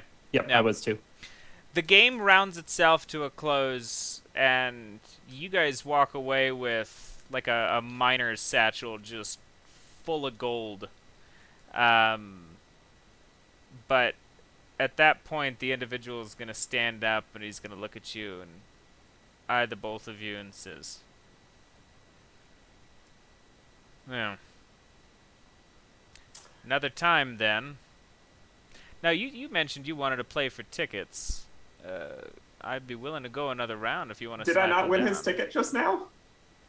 Yeah, you did. So you've got his ticket. There was only one person at the table. So you've got a ticket now. Oi, this guy's not supposed to be here. He doesn't have a ticket. Right out the gate. Okay. All right. The demon, the duster. That's a quick draw. The duster devil at the door is going to take a step forward, put his hand on his shoulder and say, "That true?"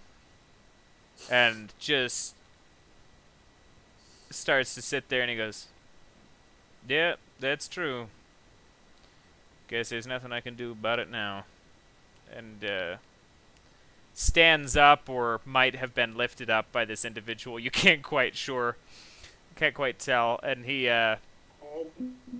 yeah, just like gripped the shoulder and wrenched him out of his seat. And he goes, "Well, you know the rules. Follow me." And he walks back, and then he turns and he looks at the bartender and he goes, "Hey, will you make sure everybody else has got their tickets present? Been a while since we've done a check." As he leaves the room and closes the door, heading towards that open train car at the back. Bartender goes, "Well, much obliged. I'd need to see everybody's tickets if that'd be fine with y'all." As this guy like passes Harper's gonna like reach over, grab the guy who now has no tickets whiskey, and just say, "Cheers." Easy enough to do. And Lamentations has like opened up a Bible that turns out to be hollow and is like stacking some of the gold and jewelry she's won inside of it. Okay. As she kind of like tisks disapprovingly at Harper and is like, that was what that was all about. Yeah, we don't have anything to worry about.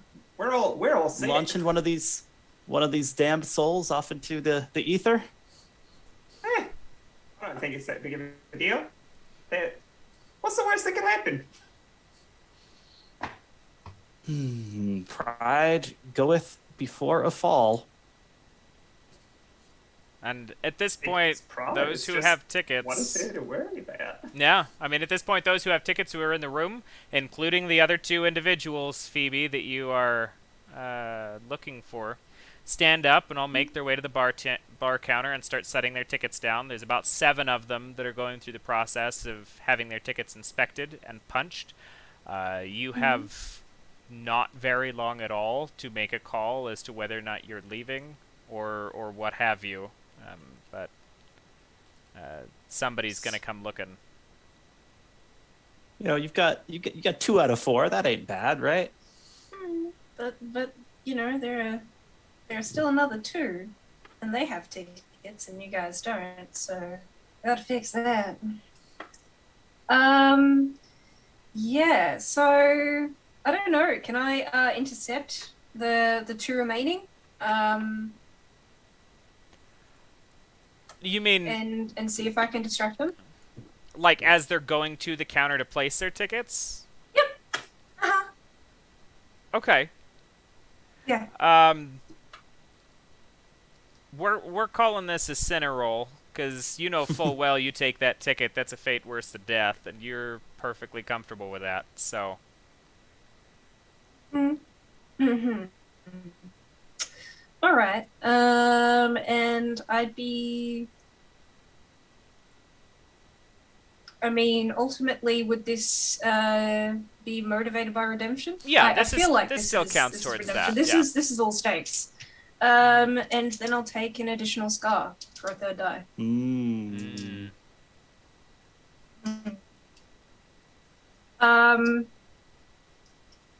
Yeah. All right. Let's give that a go.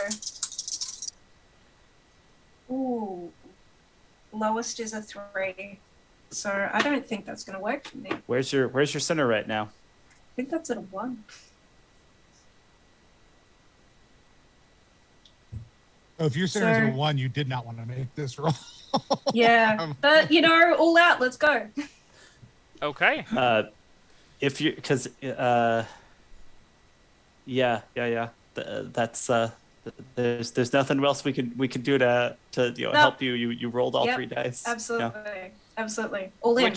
Which means your lover stat reached 6. Okay. Yep. I would like you to then, because this will, if this is the way that this is proceeding, this will resolve this train car completely. I would like you to explain to me how you get a hold of these folks' tickets and get them to your friends and kind of resolve this tension so that they can move on in your last stand. Right. Okay. Cool. So I think this is pleading. This is crying. This is over emotional. Well, you see, you took all I have from me, and all I have now is these little papers. Please just give me these papers. It's all I have. I can just sit here with them. At least give me that. You've taken everything else. She's begging, pleading with them. You know, her soul's gone. You know, she's lost her lover. Just give her these little pieces of paper, so that she can be content with that. That out of all of the wealth that was stolen from these people, and all of the ways in which her fiance had sort of swindled them, that these are her riches, that this is her just desserts, that she has more than enough tickets to hell. Okay. So, yeah, conversationally, it's a hard sell for them. But you are an incredibly strong-willed woman to be here anyway, and you unrelentingly provide, just lay this on thick until both of them, who have seen the other 2 leave at this point, and knowing where they're going is going to be atrocious anyway,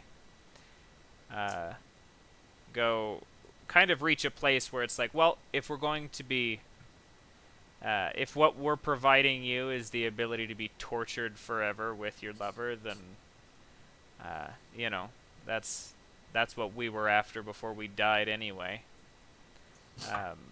And they oblige, and they provide you their 2 tickets, and you watch both of them in the weirdest show of kind of solidarity to their gang. When they hand you those 2 tickets, they turn to the bartender and they go, you know what? we just searched ourselves. We ain't got any tickets on us, but I know where you took our friend. And they just kind of tip their hats and just start walking. And Phoebe, you are now left with 3 tickets, but you are also destined to not make it out of here. Would you like to arbitrate how you end up staying, or would you like me to take over from there? Yeah, I mean, I think that she kind of looks to her companions and gives over the tickets and says, "Oh, riches are yours. I had no use for them anyway. And you get on, you get to that front car now, don't you?" And she just sort of hands them across, and then from there, take it away, Mads. Okay, so with your last ticket, you are provided an option, because you got 3. Vermin or Harper already has one. Handing these 2 tickets to your friends, you come to the realization that either you or your fiancé are doomed with only a single ticket between you. Do you throw yourself off the car and provide the ticket to him, or do you take his place in hell knowing that he's going to be put into the ether?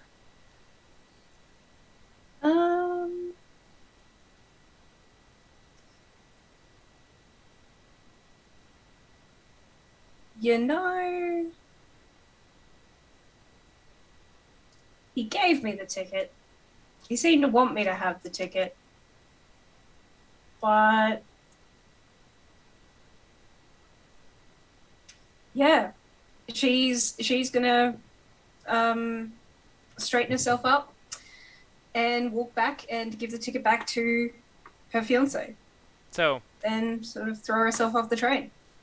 And your final moments are pleasant on the train. You probably get to sit and actually have a conversation with him and spend some time before the I guess train reaches a place where it starts auditing all of the cars back from this cabin that these 3 are in. So however much time that you want to take with him, you're welcome to it as kind of a last moment of sincerity with your fiancé before you know that you'll never see him again. And the rest of you 3 now have a free pass through the rest of the train. Under guise of actual residents who are supposed to be here, you're allowed to walk as you please.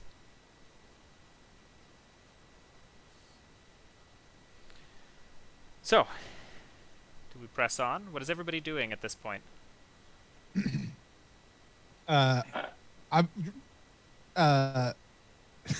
You go first, Fort.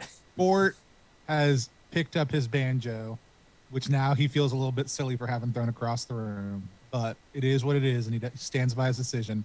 Except for as he like flips it over and turns it around, one of the strings has broken, and there is a significant dent in it. Because I did actually roll 3 dice, so I do take a scar, and I think that scar manifests not so much as physical damage, but as for him, the manifestation of like his inability to play as well as he would like with his banjo. And so like it sounds like it's been like drop detuned and he can't hit every single chord he wants to anymore. And he's kind of like sadly plucking at it as we make our way forward. Okay. Golden hand, broken banjo, and down one member of the crew. You 3 press on. Did you have something to say? Yeah. I think Lamentations is clearly a little shaken, right, by losing Phoebe to that car, and she kind of takes a couple steadying breaths. She says, "Well, like the good book says, Yea, though I walk through the valley of the shadow of death, evil shall fear me, for my righteousness is righteousness forever. And you, my companions, walk beside me, and we will make these devils run. You have my word. Okay. Press forward. The next car is, well, so there's the next car forward looks to be a luxury cabin. Every portion of it is decadent. It is gilded and lace, and as aristocratic as it could possibly be, almost moving beyond what would be even remotely traditional in a train car. It is as gaudy as possible, and there are individuals all over the place sharing gossip over fine alcohols and finger sandwiches and things being provided by imps around the area. This whole room is also pervasively the absolute most evil room you have felt in the entire car. Like, this room feels just soul-suckingly horrible. And for a moment, you almost stop and wonder if they are rewarding evil down in hell, because this feels like it's just... This shouldn't be this nice if what the vibe you're getting from the people it is, but this is what you're faced with. It's fairly packed. There's a lot of people in here. It's kind of got like an aristocratic soiree kind of vibe, little clusters of folks having chats throughout. Some sitting room kind of along the sides, but it's not really laid out for that. It's mostly kind of almost a ballroom kind of flooring, with people standing and eating and drinking and talking and things.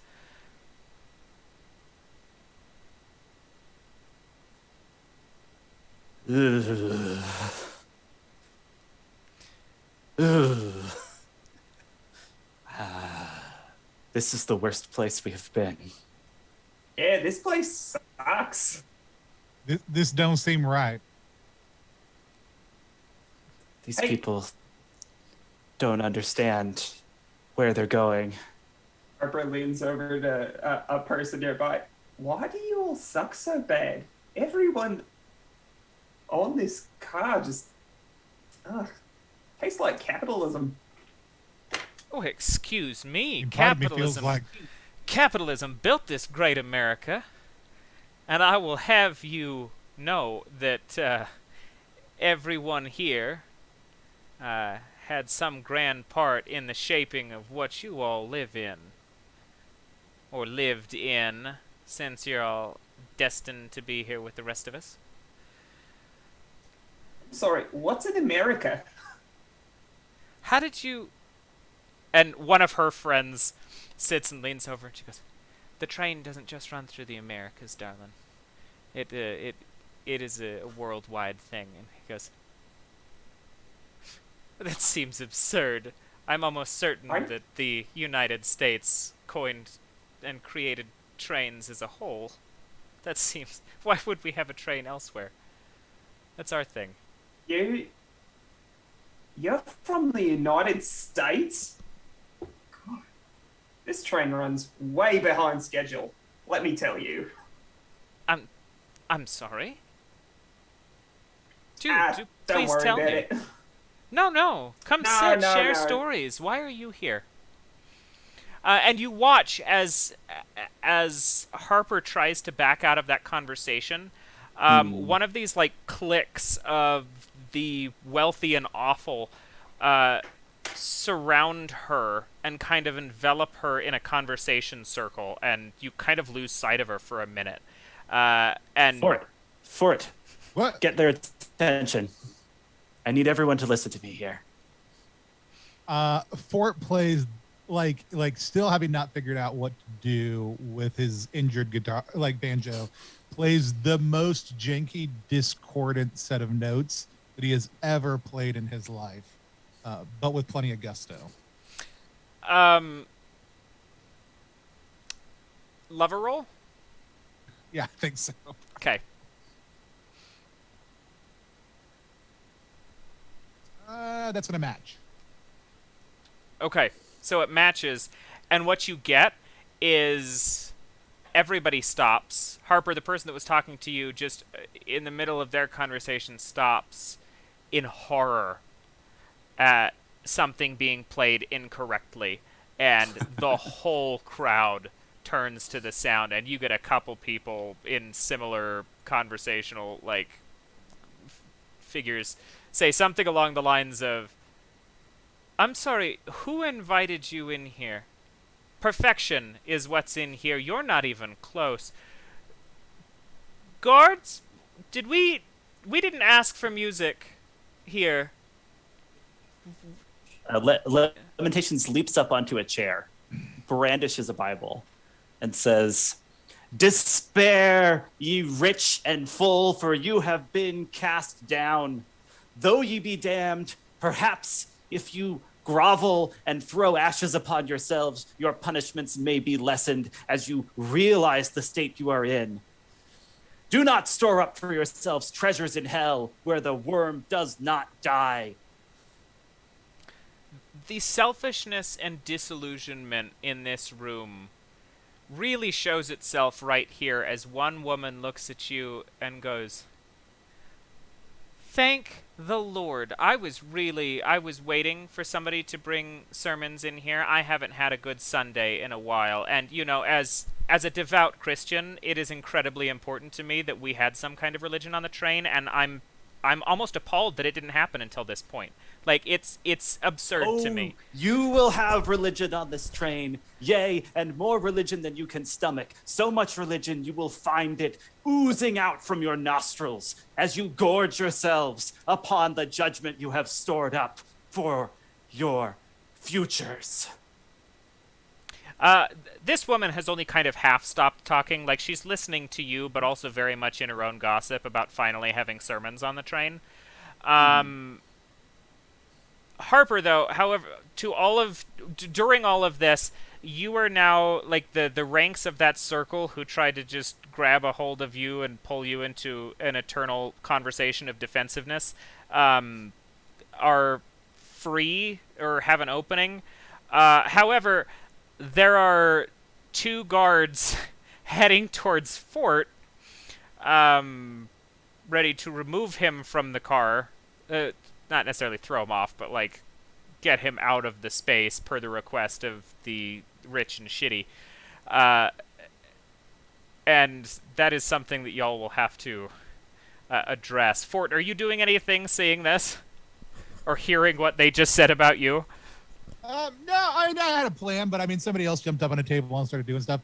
As the guards come towards me, I'm like, oh, thank goodness. I got all turned around.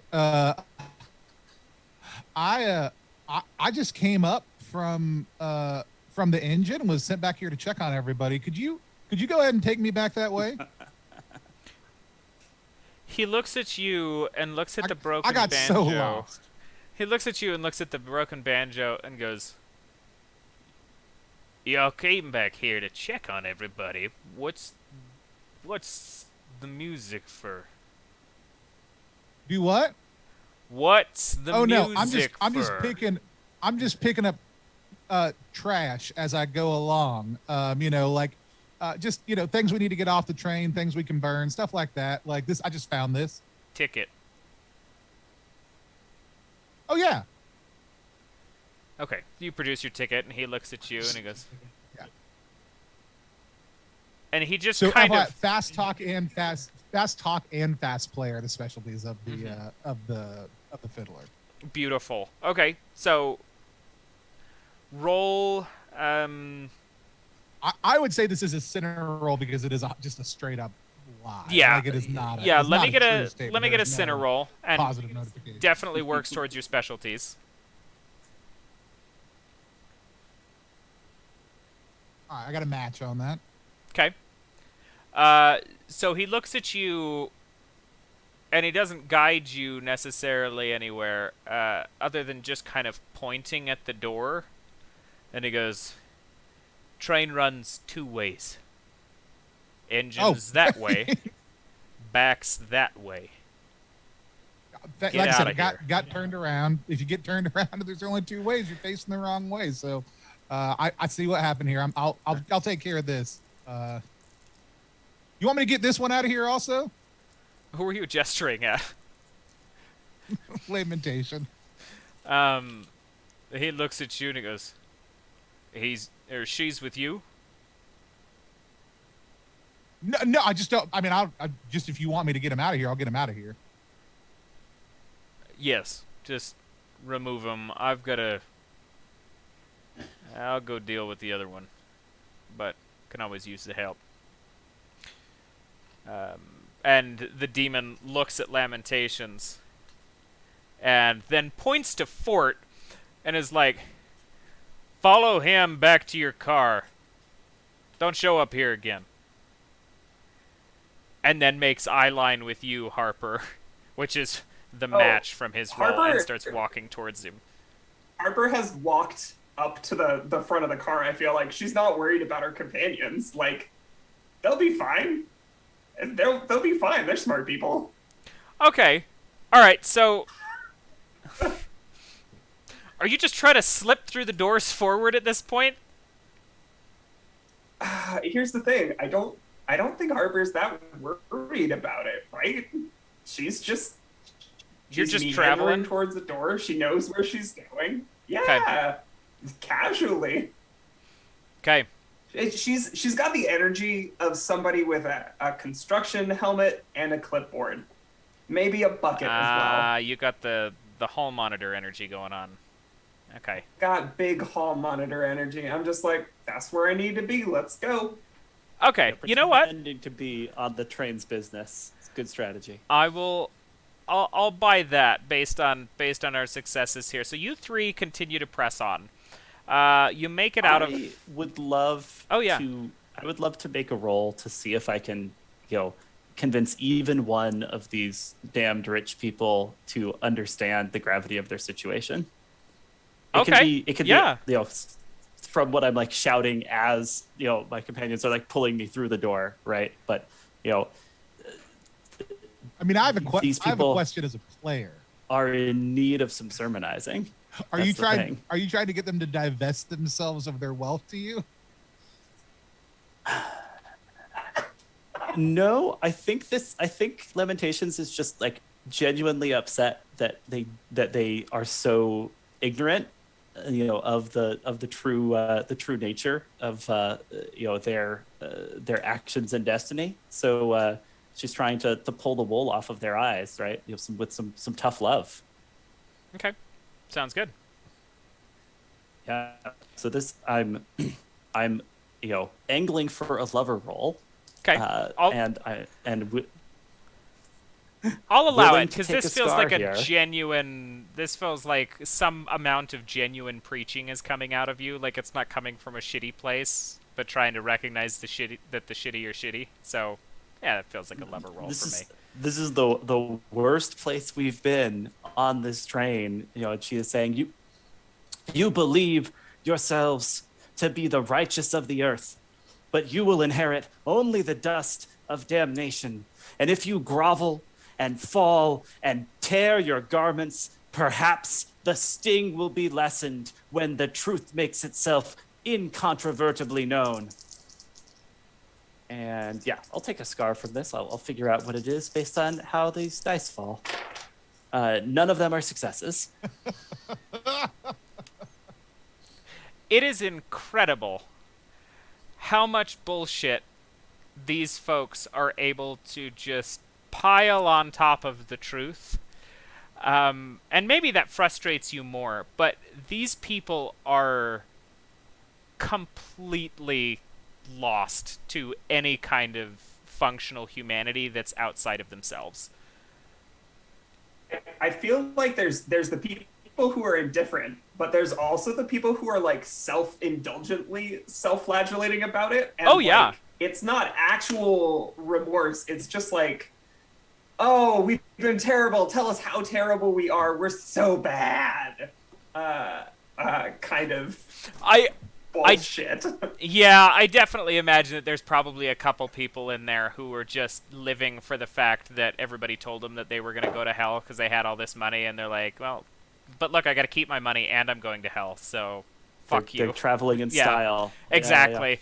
Yeah, so I think Lamentations like starts coughing, choking a little bit, and just she's feeling like the bile rise up in her throat, and then like as she coughs, like a little trickle of gold comes like dribbling out of her mouth, and so the scar is choking on golden bile from the just the pervasiveness, self-satisfaction of, of this place, in this room. Yeah, I'll allow it. That's good. That's good. It's just seeping into everything. As you guys press forward and Lamentations is pulled out the door, you come to the realization that this other car is another open top. And you can, in some amount of visual, you can actually see the smoke from the front car. It's hard to make out how you can see it, but almost just like ripples through the ether, like in the way that the shadows are cast in front of you.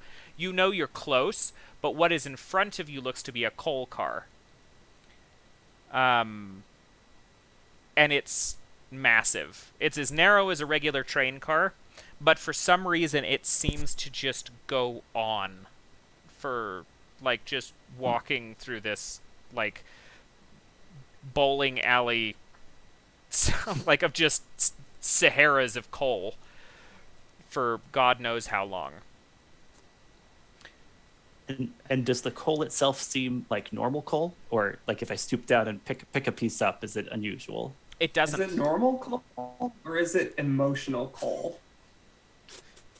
It's Cole Robbie, the CEO of TPK Roleplay. No, it's small little Cole Robbies. Every single one of them's just his Twitter handle, like stamped on a rock. Hi guys. No, they're very, very tall pieces of coal. Yeah, a little lanky, kind of awkward, but we love them anyway. No, so what you're actually looking at is each piece of coal looks like it's like a pressed soul. Like if coal can be pressed into a diamond, the working theory that you could put together in your mind is these look like pressed spirits. And you can kind of see running through the visuals of them, the kind of haunting, like gaping maw of like a screaming spirit, just tessellated over each piece of coal. Until when you start to get visuals on it, yeah, you're just walking through a sea of horrified faces. And as you step and they'll fall and they'll, kind of bounce off of each other. Every once in a while, one of them will crack, and you can actually hear the screams of the souls of the damned that are fueling this train being released from the split of these pieces of coal. Like when we take a bad step? Well, no, I mean, you're kind of walking up over... Open. Yeah. Well, it's like if that's you're what I walking mean. Like if we press down too hard. Oh no, they're not like break. glass. Let It's that more one like if it goes sent careening down the hill of coal. Okay. Like the impact of those, will break one or two every once in a while. But they're not fragile. Like if you feel them, they feel like pieces of coal. Okay. Do you think... Does this train ever stop? Like... If there's this much fuel, do they even need to pull into a station? I mean, it stopped for us. Unless that was just to lure us aboard. And you hear What? the intercom. Lamentations, you said it was all part of the plan. It's supposed to be part of the prophecy. And the intercom pipes in. And for some reason, you can hear this. It's out of a pile of coal nearby. Yeah, I mean, like, this is open-topped. You're in the ether, but for some reason, you can still hear this. And you hear... And part of the prophecy it is. Keep walking forward. You'll reach the end of the pile eventually. My cabin's next. I've been waiting. Hello. That seems far more ominous. Really? Well, yeah, like before he was talking in generalities and addressing everyone on the train, and now he responded to something I said and addressed us specifically. That to me indicates a higher level, I guess you would call it, of anonymity. I guess when you put it that way, that makes sense. But yeah, maybe he's just got really good ears. Here, and like Lamentation starts like pulling out, bars of gold that she won at the gambling table and trying to hand them to you two. This has all gone wrong. This ain't the prophecy I thought it was. Take this. Make yourself scarce. Try to escape. I have to see this through, but perhaps there's hope for you too. What was the prophecy? I mean, what? Yeah, you've been a little cagey on the details. The one true prophecy my family ever received. One of us would strike it rich aboard the fabled train to hell. And I, in my greed and my pride, thought that was surely to be me. But something is devilish here. We've caught ourselves in a net. I have to see this through, perhaps all the way to the pit. But you two, you needn't press forward. Perhaps there's hope for you if you go back the way we came.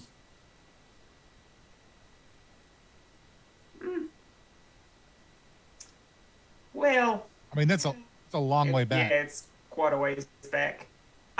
Also, we're meeting death, or something much like it. Death is a coin, right? There's sides, and as much as there's loss, there's opportunities for release and new growth. It may be death. Right. There's many rumors about who the conductor of this here train is. And I suppose we'll all find out soon enough. And don't get me wrong, I did take the gold. Like I didn't just not take it. That'd be rude. Great. Can we count that as a costly sacrifice for another soul? No. If I have no, it's not costly enough. I'm not allowing this one to be costly because your greed is still pushing you towards your prophecy. That could also be argued towards getting there by yourself. And Fair enough. Sometimes you try and make sacrifices, and it's just not the sacrifice the universe is willing to accept from you. turns a little bit more selfish in the mind's eye. But you were not. He was the voice was not wrong. As you guys continue to walk, you all are walking forward, yeah? Lamentations feels she has to press forward, and she hasn't convinced her companions to turn tail, so I think we're all moving. Okay. So, the three of you press on, and you do eventually reach the end of this car, where there is just some flat bed, and then there is a little bit of a leap.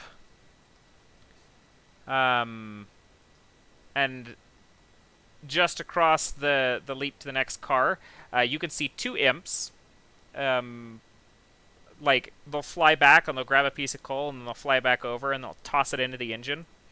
But there's like, on this side you have the actual engine itself that he's throwing coal into, that's open to the back of the train. And then to the left of that, there's a door that actually leads into a cabin in the front of this engine room space, and it is cracked. and a third imp sits like standing basically like shin height to the three of you, and like gestures to the door.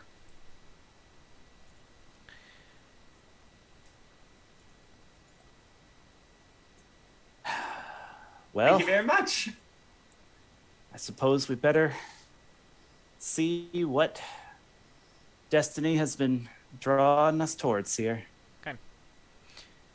As you all walk in, from the front of the train, and all of the levers and kind of command area that pilots this, as well as the front module to this intercom, things of the sort, turning to you is a very well-dressed conductor. You would initially consider it like a traditional conductor's uniform, but it almost looks like it kind of hybridizes into something similar to like an aristocrat suit, with the tails coming off the back of it. Everything being like a really well-ordained, really well-materialed black, with little bits of gold filigree and things in it. And the face of this individual is just a skull. Mouth closed and grinning as it turns back to you, charred and blackened, and it tips its hat and looks and goes, "Well, there y'all are. I've been waiting. Although, I must admit, I feel this is a little awkward that you both showed up. It's not how I anticipated this going, but you, Lamentations, your family's too damn slow to the straw. I had to start putting my feelers out elsewhere. Not my fault, they're all dullards and couldn't interpret it right, but you did. Good on you." What are you talking about? Oh, the prophecy! You didn't think that was just granted to you by anything, right? I gave that to you. Or passed it along. And the dreams, Harper? You think that was just some reoccurring Freudian subconscious problem? No, that's some actual nether realm magic. No, I figured it out. I knew I needed to be here. That wasn't... No, mostly... Don't play yourself up, mate.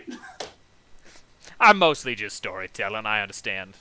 You actually arrived within a couple of months of it getting real bad, so points to you there.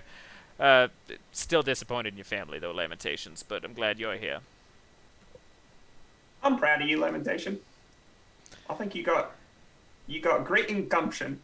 Thanks, Harper. Yeah, And Fort. pats you on the back. I'm proud of all of us. You know what I'm saying? Like, I'm glad we're all here. I'm proud of you. Fort, is part of your grand evil plan, Mr. Conductor?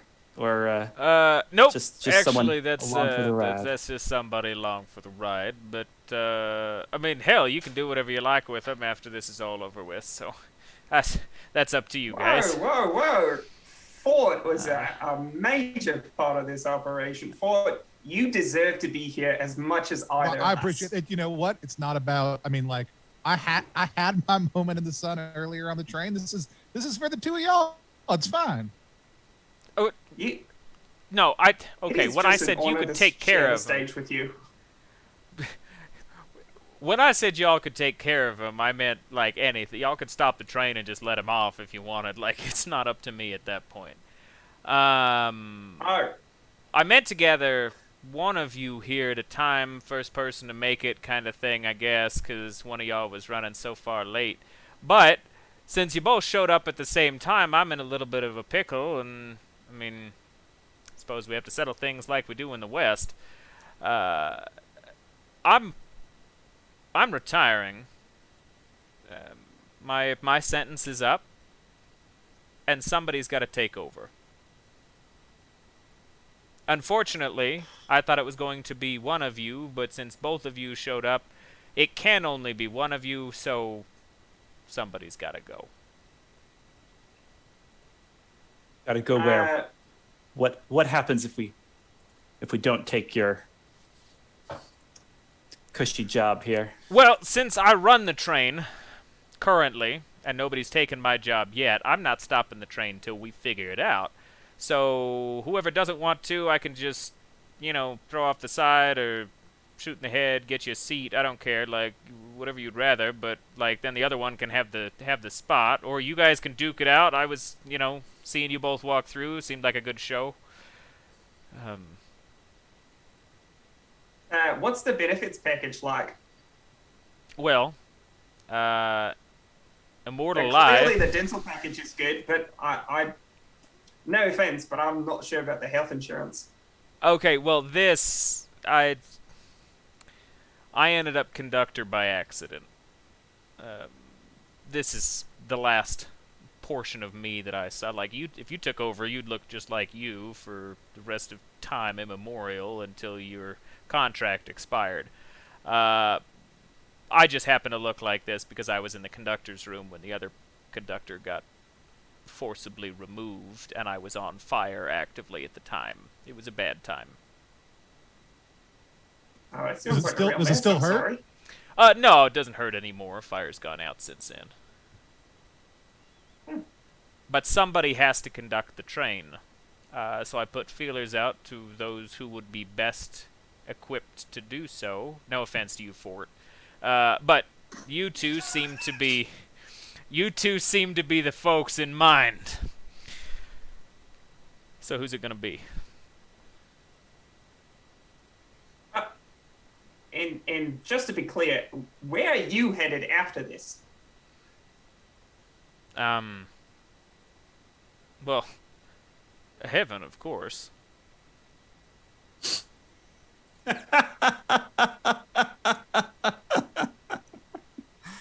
think is that funny to you?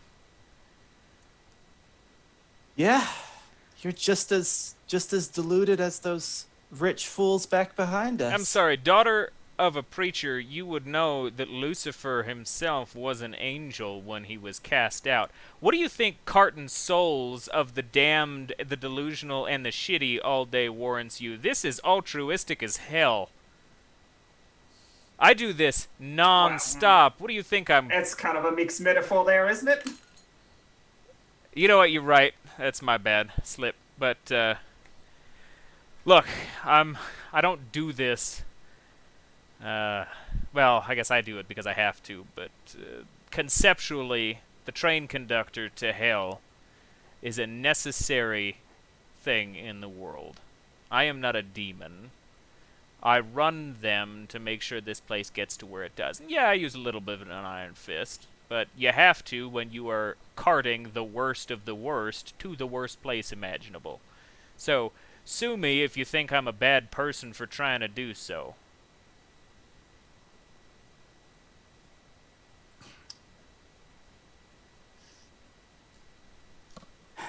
I mean, lamentation. Do I get to make the rules once the mantle passes? As long as the job gets done, yeah. You're interested in this job, Harper? You think you could conduct this train? I'll be honest. I've not exactly lived a squeaky clean life. I've done bad things, killed a lot of people. But this is kind of like a work study and doing better. And are you close to everybody that you came in with on the train? Because if it's any consolation to whoever wants to choose, as far as I'm aware, Phoebe hasn't thrown herself off the train just yet, though I've been told she's got an inkling to do so. One of y'all could save her if you took over the wheel. Trains don't have wheels. No, well, not in this part. The lever, then. I feel like you've been conducting this train and you really don't know how they work. once you conduct the train and you realize that this runs I've got through both direction and time, you're going to get a lot of metaphors confused. Well, I just feel like you should know that you take over the switch, you take over the levers. Look. With your level of confusion, I mean, it does kind of put a bit of a weight on the issue of what if you're just super confused about all this? What do you mean? Well, like you think you're going to go to heaven when you stop, but you're confused about a lever and a wheel. You got two people in a prophecy here at the same time when you only wanted one here at the same time, and that takes. I mean, the statistical improbability means that kill at some y'all point in and time, start over. The machinations seem. I mean, I'm just saying. Like, I'm asking you to take a minute, take stock for yourself. Think about the things that you've said over the last little bit. How much you've got wrong, how much you've got right, and ask yourself if you're really sure about any of this. Or if you're just a little, and then I just hit him in the side of the head with a Wild card. Okay, go ahead and roll. What is it? I'm trying to think through. I'm trying to think through exactly what Fort's motivations are at this moment.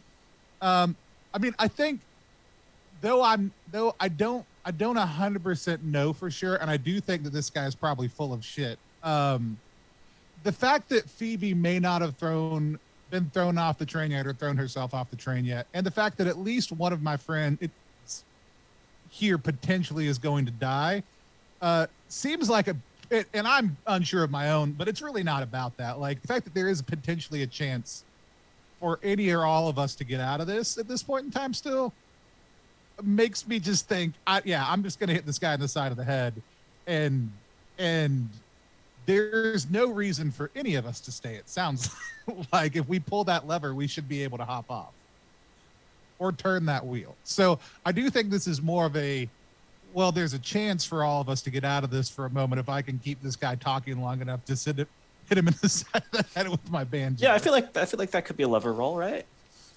Yeah, that's altruistic.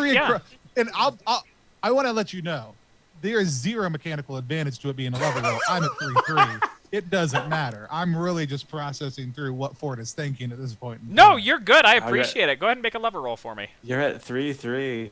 Okay. A very well-balanced individual. I rolled a 2, so I'm good.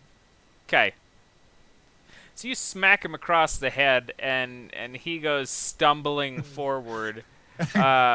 And I go, throw the lever, somebody.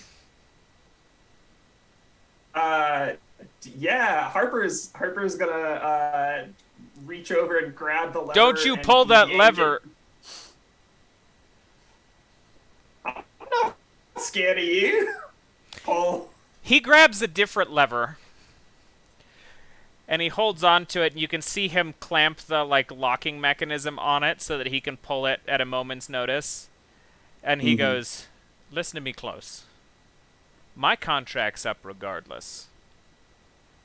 If you all walk off this train before a new conductor is chosen, I will pull this lever and just let every awful thing on this train go. Because right now, we're back on the material space of, I think we were in California last. But, I will pull this and let it all go. Just unleash hell on the mortal world. At this point, I don't give a shit. Y'all, I tried to make a conversation. You hit me in the head with a banjo. That's what we call a dick move. That was a mistake on my part. You've obviously got us. You've obviously got us over a barrel. I'll tell you what. I'm looking for the microphone for the announcement things right now.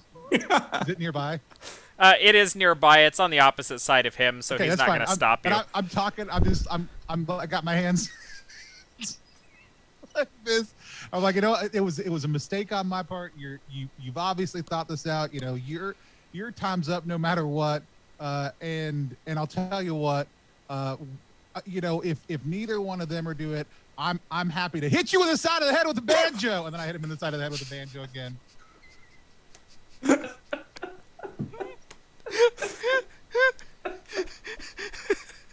All right. Make another lever roll for me. Your motivations have been determined, so every time you do this, it's going to get harder. I've got a 3 this time, which means I did just as good as last time. The more important thing that I'm actually really trying to accomplish is also to dive for the like to dive to grab the intercom microphone. So was that I missed it. Was that a success? I buy 1. I did just as well as I did last time. Yeah. Okay, got it. So, yeah, you take a swing, and once again, he's taking the hits, but it's also a banjo, and he is a skeleton, and it just kind of slaps him, and then you roll over, and he just braces himself. You grab the microphone on the intercom, and you could see him almost just jaw dropped. I can't believe these people. I have not. That's the expression on this skull as he's sitting there. What are you saying, Fort? I just say Phoebe, jump now. Wait. That's. Is that something we want her to do? Well, he said we're back at the material plane. I don't know if it's true or not. Oh, and the so question is, theoretically, if Phoebe jumps now, maybe she'll land back maybe she'll because I don't even know if the this mortal guy's telling the world, truth or not. Right? Instead of the swirling ether. Yeah. So I guess that's a question to the GM. Are we actually back on the mortal plane, or are we still hurtling through hell? I'll also say this: we're not going to know either way, so we can montage that at the end That's if we true. want to figure out Yeah, exactly how that just plays out. let me know. Would Phoebe do so?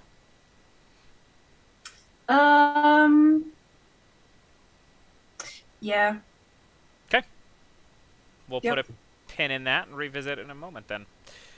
The conductor once again addresses the three of you, and I go, he says, "Look, neither of you seem to be much of the go-getters. Maybe I'll just let Fort have it, and you can all go to hell." No, you go to hell. And Lamentation spits in his eye with her gold vial in that the was choking vacuum her. that is just an empty hole. So now there's just a gold tear leaking down the front of this conductor's face. Oh yeah, pouring into the back of his head. It's this heavy metal image, right? This burnt skull with a single molten gold tear, running down it. Did you just?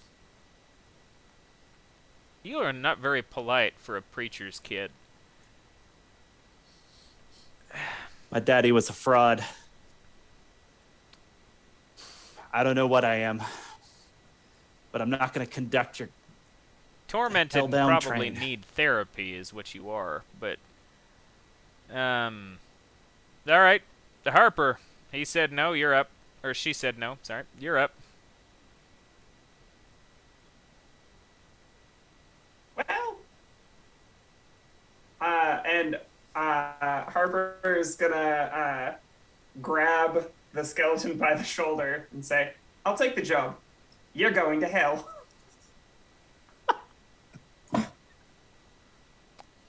Oh, that's not. You don't get to decide the. And the camera pans around the two of them, and I'm wearing the conductor's uniform. I think I do. He looks at you and he goes, "You know what? I'm tired. This is my second millennia doing this. So I kind of don't give a shit anymore. I'm going to go have a drink." He lets go of the lever and walks back.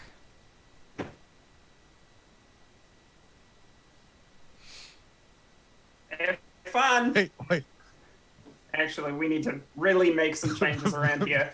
Those start the trade again real quick. Oh, right. So as you start the train, I say, "Hey, one more thing before you go. I just, I lost it. I was a little out of control back there, and I just wanted to say, don't you fucking dare." I just want to say that I'm sorry, and I don't think what I did was the best way to handle it, and so I just wanted to look you in the eye and hit you in the side of the head with a banjo. And this time I'm actually, now that we're moving again, trying to knock him into the ether. Okay. As a dog returns to his vomit, I also will say, so a fool returns to his folly. I also will say this. Two things. So One, a fort returns to his I think this is banjo. moved beyond love. This is no longer love motivated. Yeah, this is No. Sinner now.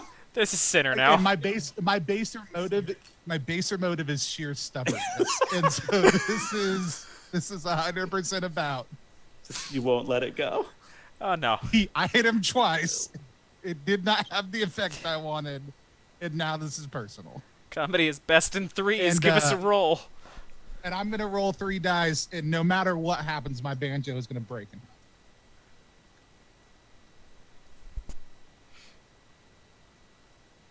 I got a 1.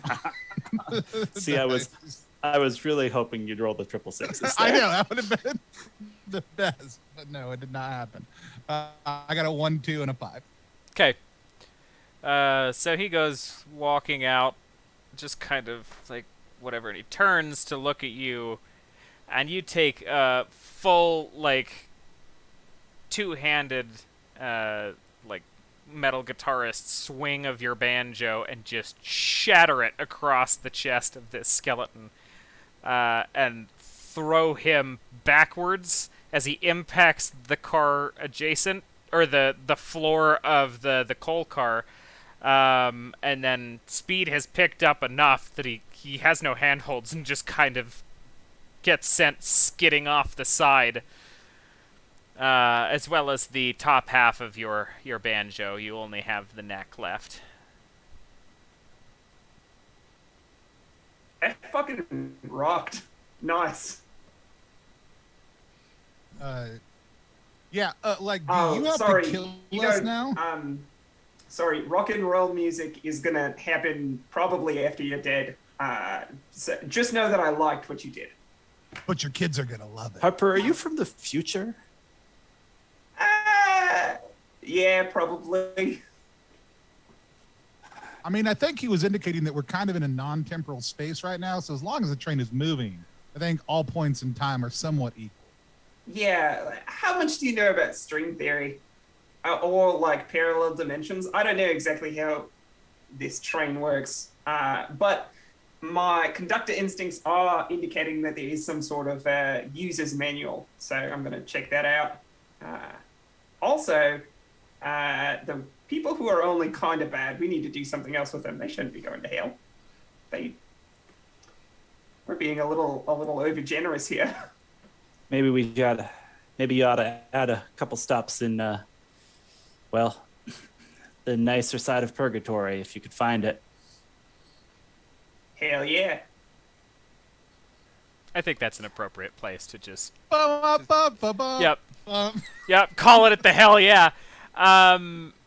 So, Harper, you have control here. Just as a final note to everything, what do you do with Fort and Lamentations? Because you now control the train. No, Fort and Lamentations basically get Harper saying, "Be good now. I don't want to see you back here." You stop the train and just, like, shoo them off? We get more like a motorcycle sidecar situation. It's like, I don't think I actually want to stop the train in the future. So, and there's a minecart that gets attached to the side of the train on 2 parallel tracks, and I drop them off in it, and then I, like, lean out of the train and I flick a switch to get them to go back to reality. Beautiful. Okay. Ta, gang. So, 3 of you survived, 1 of you ended up the new conductor. Phoebe, you were dropped off, but you're probably not going to have a good time making it back to anywhere, because you got dropped off in, like, the center of Death Valley, California. which is the hottest place here, and just full of nothing. So Other option is complete obliteration from existence. So you know what? I'm going to go ahead and say. Yeah, Like sunburn or complete obliteration. You know what? Couple of blisters. Of course, you're limping through Death Valley with your leg that got stabbed. A short time later, though, your husband like flops out of Get yeeted nowhere off beside you. He's still dead, Harper. That's not good. No. We make some arrangements. It's the I'm in soul charge husband, now. but it's a different body. Oh, that's amazing. I swear I'm your husband. Yeah. Well, Wow. does he have the rings? She gave him the rings on the train. Yeah. That's true. For sure, got the rings. That's Okay. All right. In a weird twist of fate, we get a flashback, and it's the conductor's old body, which somebody had stuffed in a cupboard. Are you saying that Phoebe is now married to a charbroiled skeleton? Or No. They oh, the old conductor. Yeah. They didn't need the body anymore, but they didn't know what to do with it. So it's just like They're like, they don't ever go Yeah. to heaven. They just shoved all the old conductors in a closet and called it. Yeah, there you go. Have like a Okay. wish chest or a hope chest, just full of conductors. oh, Wow. they shuffled off the mortal coil, and we have mortal souls. So they didn't need those anymore. They went on their merry way. Oh goodness. All right. So well, I think Weirder, like it would have been much weirder if Harper had sent back her own body, and she was like, I don't. That seems a little gauche. So like somewhere, somewhere in the mortal world, wherever Lamentations and Fort have managed to, to detrain, right, or get off of the minecart, they're sort of, taking a couple steadying breaths, looking around, Lamentations wiping some, liquid gold off of her face. The rich people, they couldn't hear what I was saying to them when I said it with words. What if we tried to say it with music? I was hoping you'd say that.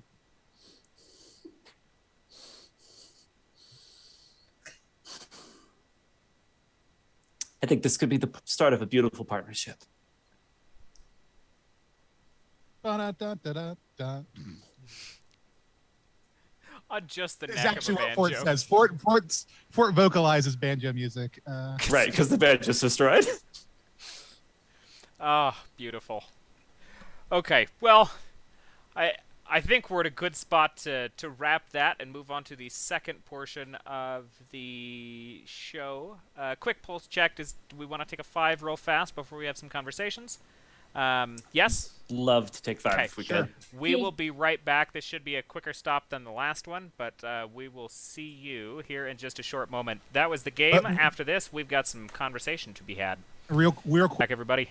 We have returned with The Top Shelf, Episode 1 of Season 2. We just got done playing the Great Soul Train Robbery, which was a wild experience and absolutely a blast. The second portion of the show, for those who are not familiar with it, is a conversation about the system itself. We usually have a group of folks who have either played the system before, the author of the system is a staple here, and then folks, at least as of more recent episodes towards the end of Season 1, folks who have played the system before, but all of that kind of to provide insight into the game itself, how it went, how the mechanics feel, what it does well, what it doesn't do well, how the system, that kind of thing. So we'll just any initial thoughts about the game. Reading through it, I'm talking mechanics, the way it's written, things of the sort. What did we all feel about the Great Soul Train Robbery? I know Tony has fond thoughts, but I do. Well, Lexi, were you just trying to post a link directly to where to purchase your thing? Because if so, I'll take care of it. Yeah, I was trying to post a link, and then I got I told got you. off I got by the you. chat. I got It's like, you. no, I got both of those links abandon pulled up. hope, all ye who attempt to post links here. I've dropped those links a couple times already. I'm happy to drop them again. Did you say go or to wait? Do you want me to go first, Mads, or wait? oh no, you're welcome to go first. I know you have lots of thoughts on the system because you have played it before. I have played this game before. This game is the first game that I ever played with Alexi. Alexi and I had never met in person. It was at PAX 2019. Mm-hmm. It's the first time we ever met in person. I was super excited to play it, and I didn't sign up for the game, but I just shoehorned my way in anyways, and the rest is history. I'm a big fan of it. There's a lot of, and it's actually a lot of even the way Alexi runs the game, and it's written into the game some, but some of the ways specifically I've seen Alexi run it, I'm just a huge fan of. But a big part of that goes just to like the themes and elements that you can pull out to build on, like the silence, which immediately made me be like, okay, well, I'm just going to be the noisiest fiddler ever because we've got immediately like, hey, we've got, fiddler meaning banjo player. We've got the silence of of this train outside, and this feels like a natural pushback. So there are these lots of just like little thematic things that you can start to build up, and you can watch how those things kind of like escalate over the course of it. The ability to flash back and look at what's happened before. Some of the entanglement pieces, which we really didn't get into as much as we just kind of got going and kind of revealed them as we went along, which I think is a great way to play also. Are all things that I love. So Honey Heist mechanics are so easy. They're so simple to be able to play. But I am such a huge fan of a lot of the GM advice and the way to run the game elements that are built in. And also the fact that even those are really GM facing things, a lot of times players can just trigger them. Like being able to say, I want to flash back because I need to move a point down, right? Is something a player just decides to do, right? Saying I want to make a sacrifice to move a point up in love, something a player just decides to do. Even knowing as you get to one end or the other, you're going to get to do something dramatic that impacts the narrative in a pretty strong way is a really cool place to have player control that the GM advice is really just designed to feed into. So a lot of the advice Alexi gives GMs in the game, in addition to it just being a really smooth and fun concept, is actually one of my favorite parts. And I mention it mainly because it's super hard to demonstrate on stream. Like it's very hard to be like, here's a piece of advice that I was given in the rules. Let me just drop that in here real quick. Even when someone's doing it. And Matt, I think you did a great job. It was super fun to play. Yeah, I'll actually second the DM stuff because I had to go over a lot of that too, and it's like the train cars, all of the pieces of the train cars and all of the examples therein it's a phenomenal read. Admittedly, I did not get through all of them because I tend to read things right beforehand to just kind of throw myself into it. But there's a lot of really good information as far as just inspiration of how the train is kind of supposed to feel in general. But yeah, it's well written to convey, I guess, the color of the game too. Like it's designed to be a very bleak, torturous visual of hell, or like the road to hell, as opposed to, I mean, not that it has to be, but like as opposed to it being written in a different way that could have conveyed it to be very silly. Or this is a very it's very tangible in its misery, I guess, which is cool. I will just say, first note right up top, Mads, thanks so much for running. The luxury car, as you depicted it, was such a powerful moment here, where it's one of the evils of this train is these rich people who think they're still on top, right? And the sense of how wrong that was as we were moving through it was a kind of great kind of turning point for my character. I feel like it also just just a real, moment of getting to experience, what the Train to Hell, does to you in the way that it's this it's an insidious place, right? It warps you. It tries to make you part of its system. Oh, I appreciate that. No, it's good. Like, even when we got to that point, I was like, is it going to be greed? Like, is this queuing up to this being, because sometimes in like some of the trains, you start to like pick up little, like what this might be or who it might be. Like, and a lot of the rest of the time it was like the black, the darkness, the silence, which is very like death motif. But when you got to that one, you're like, it feels the worst. I was like, oh my, holy fuck, was it greed the whole time? And it's fun. Like for me, as somebody who's a repeat player, like that's kind of part of the fun is trying to guess who we're going to face off against when we get to the front of this train. Yeah, I was going to say, I have not played a game that's like built like Honey Heist with the sliding stats, besides one other. And what I really appreciate about Great Soul Train Robbery is that games like this definitely can, because they're so easy to learn and to teach, they definitely can lend themselves to really silly stuff. And we saw that at the end. But I appreciate that by giving it a really grounded, if fantastical setting with kind of like more like dark aspects, it means that you can play the silly parts that you want silly, but then the action can still feel like grounded, gritty, and very much in the genre of, a robbery western. Yeah, this is also my first experience with anything Honey Heist related. I hadn't played before. I know TPK's run Honey Heist stuff before, which, if you go check out on YouTube, that one was a good time. But I've never personally played any of it. So it's always fun to run an entirely new system of mechanics, kind of figure out how narrating that kind of thing is arbitrated, and what kind of storytelling you're allowed to put forward. And I find that the less mechanics that are present, the easier it is to just tell a story in general. And I think that shows itself here with being able to touch on everybody's backstories a little bit. I know with the timing of these kind of stuff for the top shelf, we don't always get as deep as sometimes I would like to, but it was fun to be able to, especially because it's isolated. It's like each train car is its own scenario. It means, everybody objectively, if it's built that way, everybody can have, a limelight car where they're going to be better at something than somebody else, or they're going to have a vice exposed where somebody else might not, which is fun. Megs, I'm curious to hear from you too, especially being the only person to go out in the game. Yeah. Yeah, no. I have played Honey Heist once before. First time playing this game, Great Soul Train Robbery. Really appreciated the amount of detail that you can go into with character building. I really appreciated that.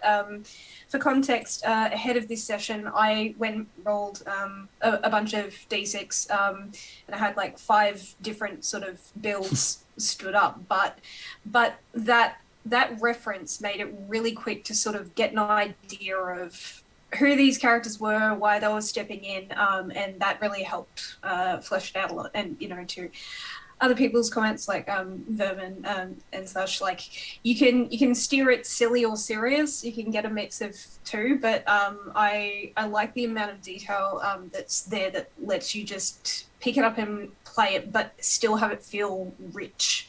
Whenever I look at systems like Honey Heist, I'm sort of thinking, I like it, like it's easy to pick up and that's great, but are we losing substance? And I really appreciate that wasn't lost here. So awesome. All good. We've got a popcorn. Tony, we've all got ideas. Yeah. Yes, go.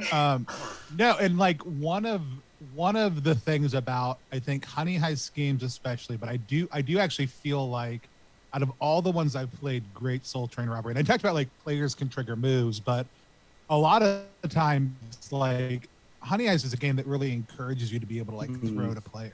Like, tell me what you're seeing, tell me what you're feeling, tell me what you're experiencing. How are you doing this? Because it's so light.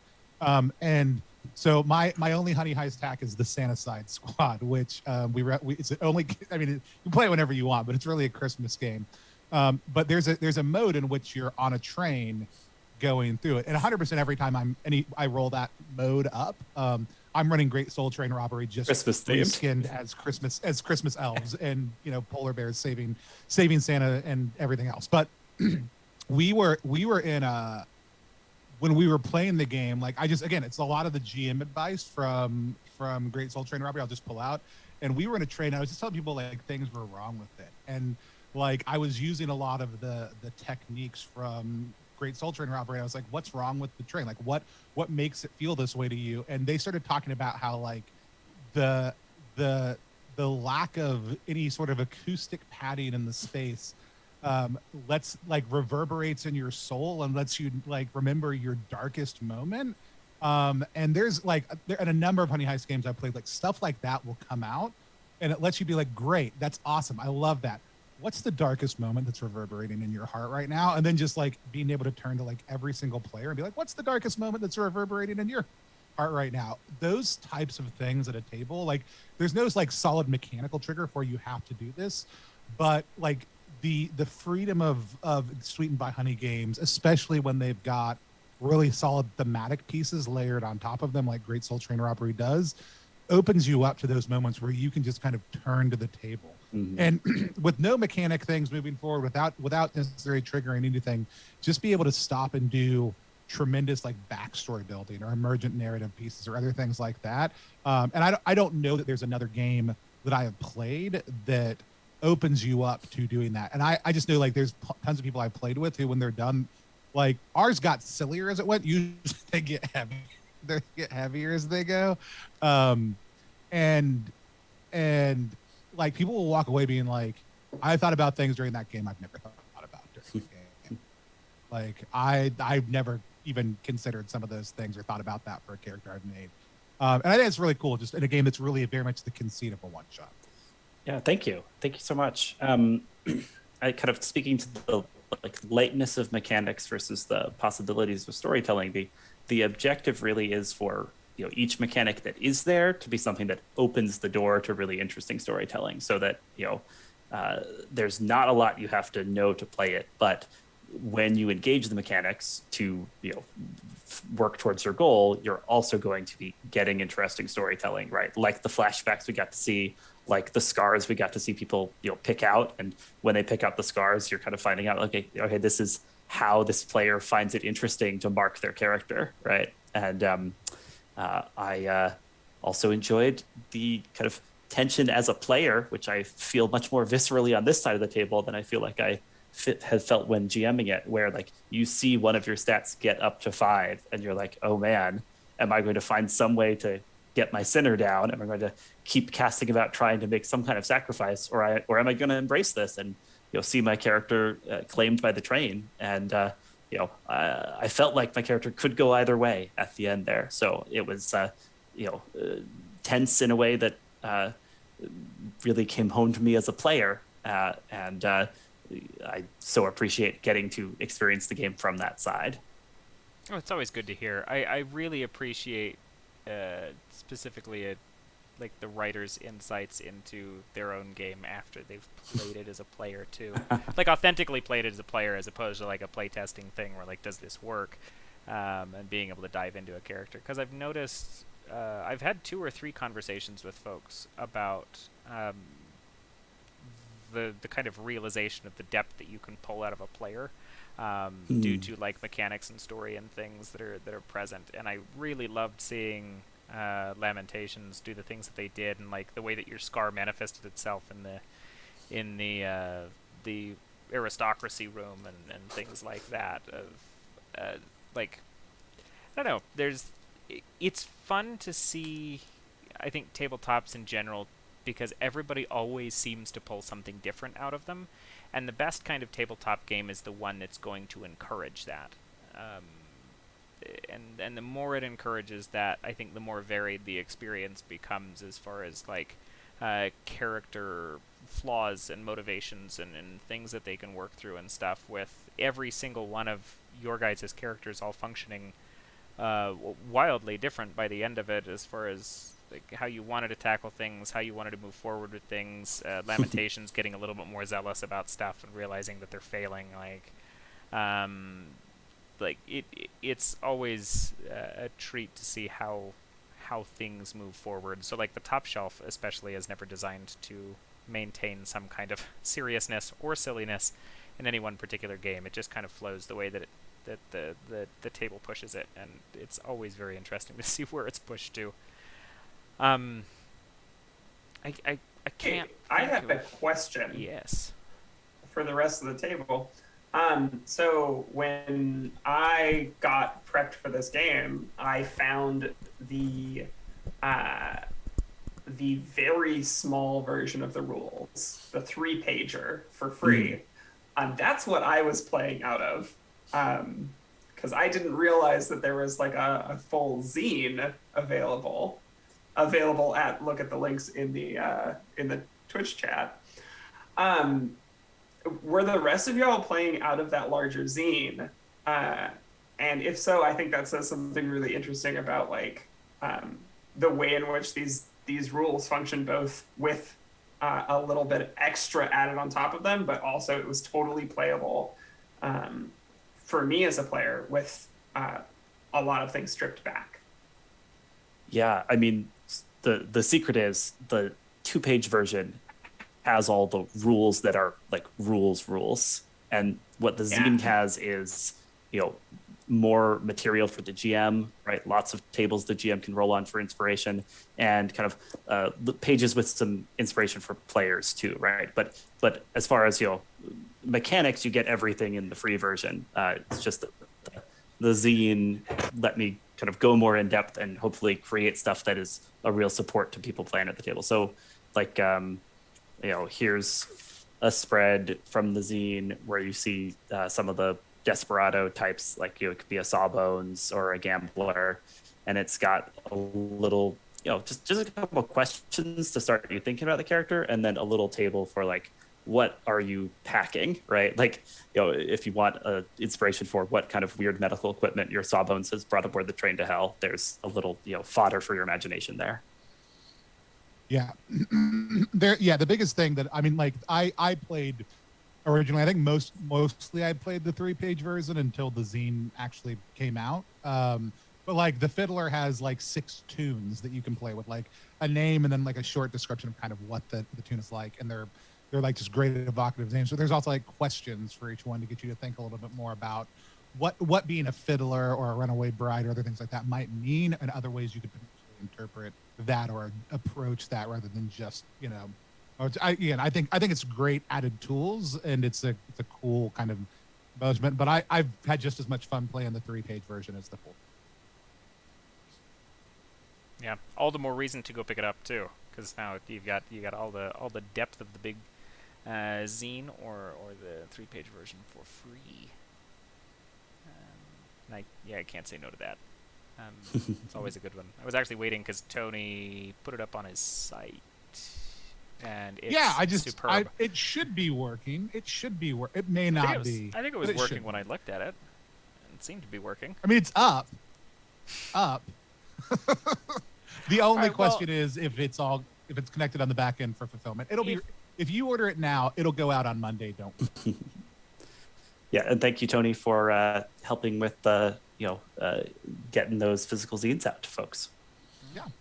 And thank you all for playing. It's always a pleasure. I like having new folks and new insight on the game. I like having new stories to tell with new people.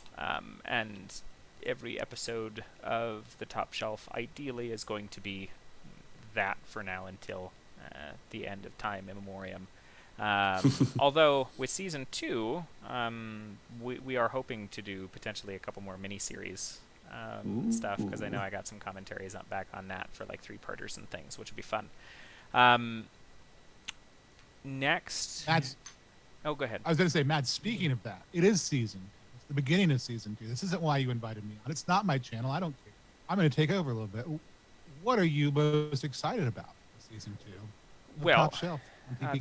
That's a good question. I think one of it's the cleanliness of knowing what I'm moving forward with now, as opposed to kind of running and treading water half the time while I was working on season 1, because I was still getting things set up, but it worked well enough that now I've got the new overlay, a little bit more accessible as far as readability. It's cleaner. My setup has shifted and will continue to shift a little bit, but just honestly, I can't tell you how much fun I have having authors on to run games and being able to play with them and all of the new people who show up. Like Megs, it was a delight to have you on. Lots of really good moments. I'm excited because Megs is actually in the next episode in 2 weeks as well. Interested in both, slotted for both, which will be fun. And then, yeah, if anybody watching or any of you guys know any games that you have not seen streamed, or authors who want to see things streamed, or conversations to even be had, because I want to get back into interviews this year and do some more one-on-one stuff. We've got a whole year to plan out all kinds of cool shit. So yeah, I'm super happy to be back. I can't express that enough, even though my tone feels really monotone right now. But like I'm elated. What's the next game you have slated? Yeah, so 2 weeks we are playing Nova by Spencer Campbell, which is fun because last year episode 1 for season 1, or episode 2 for season 1 was Light with Spencer Campbell before Lumen was even a thing. And then Light evolved into Lumen, and now a year later we have Nova in all of its beautiful glory, and we're going to kind of talk about the road to that and what all good stuff that has become. And then we've got one person coming back from a canceled episode from season 1 to discuss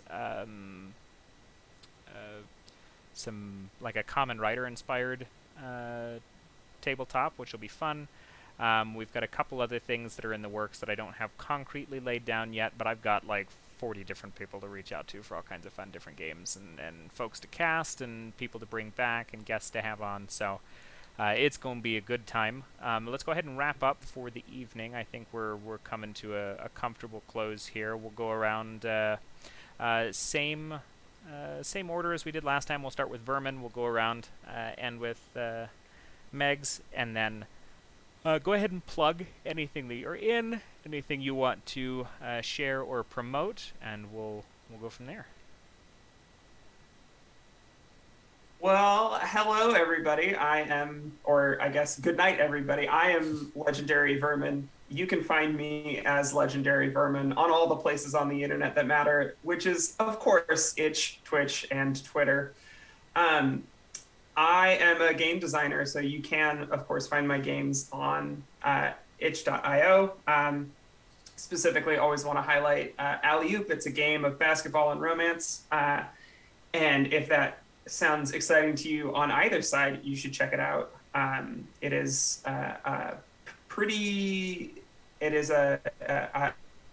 non-competitive game where you get to watch sports happen and watch all of your favorite characters kiss, just like in real women's basketball. I also stream a whole bunch. If you want to know the full details of my schedule, you can always find it at legendaryvermin.com/live.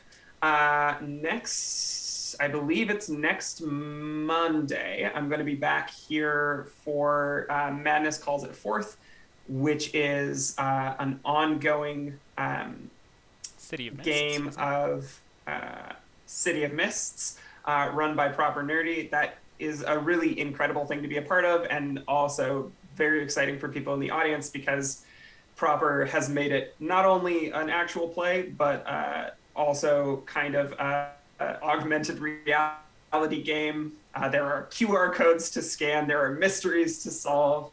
It is an absolute joy to go hunting for clues every time that show comes on. Later in the month, on a Wednesday, we're going to be doing another episode of Hubris of Man, which is the Alien RPG from Free League Publishing. Meg Mysteria runs that game, and it is an absolute delight. It's spooky, it's fun. The entire cast really has nailed the feeling of like aliens, colonial marines bantering with each other. So come check that out. I wear a cool piece of prosthesis for that. So that's another thing to look forward to. And then I'm starting a new campaign over on Neon Lights on the 22nd. So you'll have to choose between me and the Top Shelf or catch me on VOD, because I would never want to take people away from you, Mads. And we will be starting a D&D campaign using the Kingdoms and War module from MCDM. And the whole thing is sort of a Game of Thrones themed adventure. So I hope you join us for that. Which hopefully more goofy makeup. Kingdoms and Warfare it's called is a spectacular Against book. the Light. It's very interesting. Yeah, it's wild, the mechanics that they added to that to create the kind of wartime space. If you do a lot of D&D stuff and you want macro battles in any regard, go read Kingdoms and Warfare. It's cool. Yeah. Sorry. Yeah, and if you're ever curious to find my schedule, again, that's legendaryvermin.com/live. Tony. And I made sure all those links are in the chat for anybody who's watching us on Twitch right now. So my name is Tony Vicinda. I'm Chief Alchemist at +1 EXP. We multi-class in tabletop game design, beard and skincare alchemy, and the Bardic College of Content Creation. You can find everything we do at +1 EXP across pretty much all social media platforms. We're actually creeping up really close to 2,000 followers on Twitter. We'll be doing a giveaway of a whole bunch of stuff when we hit that. So if you want us to give away some cool games, go follow us over on Twitter. Let us know. Right now, we are itch funding our space OSR inspired game Through the Void. It's based on Downway Go, a system we recently funded on GameFound, but it is our space hack for it. The best part is it's getting all of the benefit of everything we learned as we designed Down We Go and taking that system and launching it into the void of space. So if you're into highly lethal anti-canon OSR concepts turned into a game that you can create a player for in about 2 minutes, hand to somebody who's never played an RPG before, and get up and playing in a few minutes, and then kind of brew an anti-canon setting at the table as a community so that you're telling one big story together about what it's like to fly spaceships and other stuff like that, and go into space dungeons and walk around a really weird space station that's constantly shifting and changing around you. Then you should go check out Through the Void at ttrpg.link /TTV. And we just launched that today. It's my birthday on Monday. And so if you want to give me an early birthday present, you can go to help fund that. We're actually, if anybody backs it at the $12 level, we'll break through our first goal right now on stream. However, we've got a bunch of really cool stuff coming up for that, and a bunch of great contributors who are helping create content for it. So I'm super excited about that. You can find everything we do at +1 Games. Are you guys sponsored now? Yes, +1 is now sponsoring TPK, and TPK is now sponsoring +1. It's not an effective financial system, but we're really enjoying it. With that said, we also stream a ton of games with independent creators. So if you like the format of TPK, check us out over on Twitch at twitch.tv/Tony+1. It's the only place pretty much that we're not +1 EXP, wherever we are. And yeah, come hang out. Let's play a game. If you're a designer and you want to play, and for some reason Mads is busy, or you played on Mads stuff and you're just looking for one more place to play, come on over. We'd love to work with you. Love to chat with you. And a shout out to Zine Month right now. It's kind of been a replacement for a lot of the energy that went into Zine Quest in February, which is now happening in August. If you are a Zine length RPG creator and looking for a cool community of people to get a game funded with and around over the course of the next couple months, check out what Zine Month is up to. I'm not part of the team for that, but I am doing a lot of stuff to help support it. So that's me. Very good. Yeah, so I'm Alexi Sargent. Hey there. You can follow all of my gaming endeavors online at Cloven Pine Games. So definitely check out Cloven Pine Games on itch.io, where you can pick up the Great Soul Train Robbery and a number of other games of mine, some of them for free. I've got a game about teenage mutant sewer critters called Secret Science Sewer Siblings. If that seems up your alley, that is a totally free game. And as mentioned, the two versions of Great Soul Train Robbery there, the free 2-pager and the very fancy zine version. You can get the PDF from Itch.io, and you can get the real physical zine by checking out the link Tony dropped to the +1 EXP store that is handling some of the shipping for that. You can also find Cloven Pine Games on YouTube, where I have sessions I've run, or follow me on Substack. I put out a monthly game design newsletter where I talk through kind of what I'm thinking about games I've run, games I've played, and game design ideas I have. And I'm on Twitter, Cloven Pine Games, in all those places. Thanks so much, everybody. And all those links are in the chat.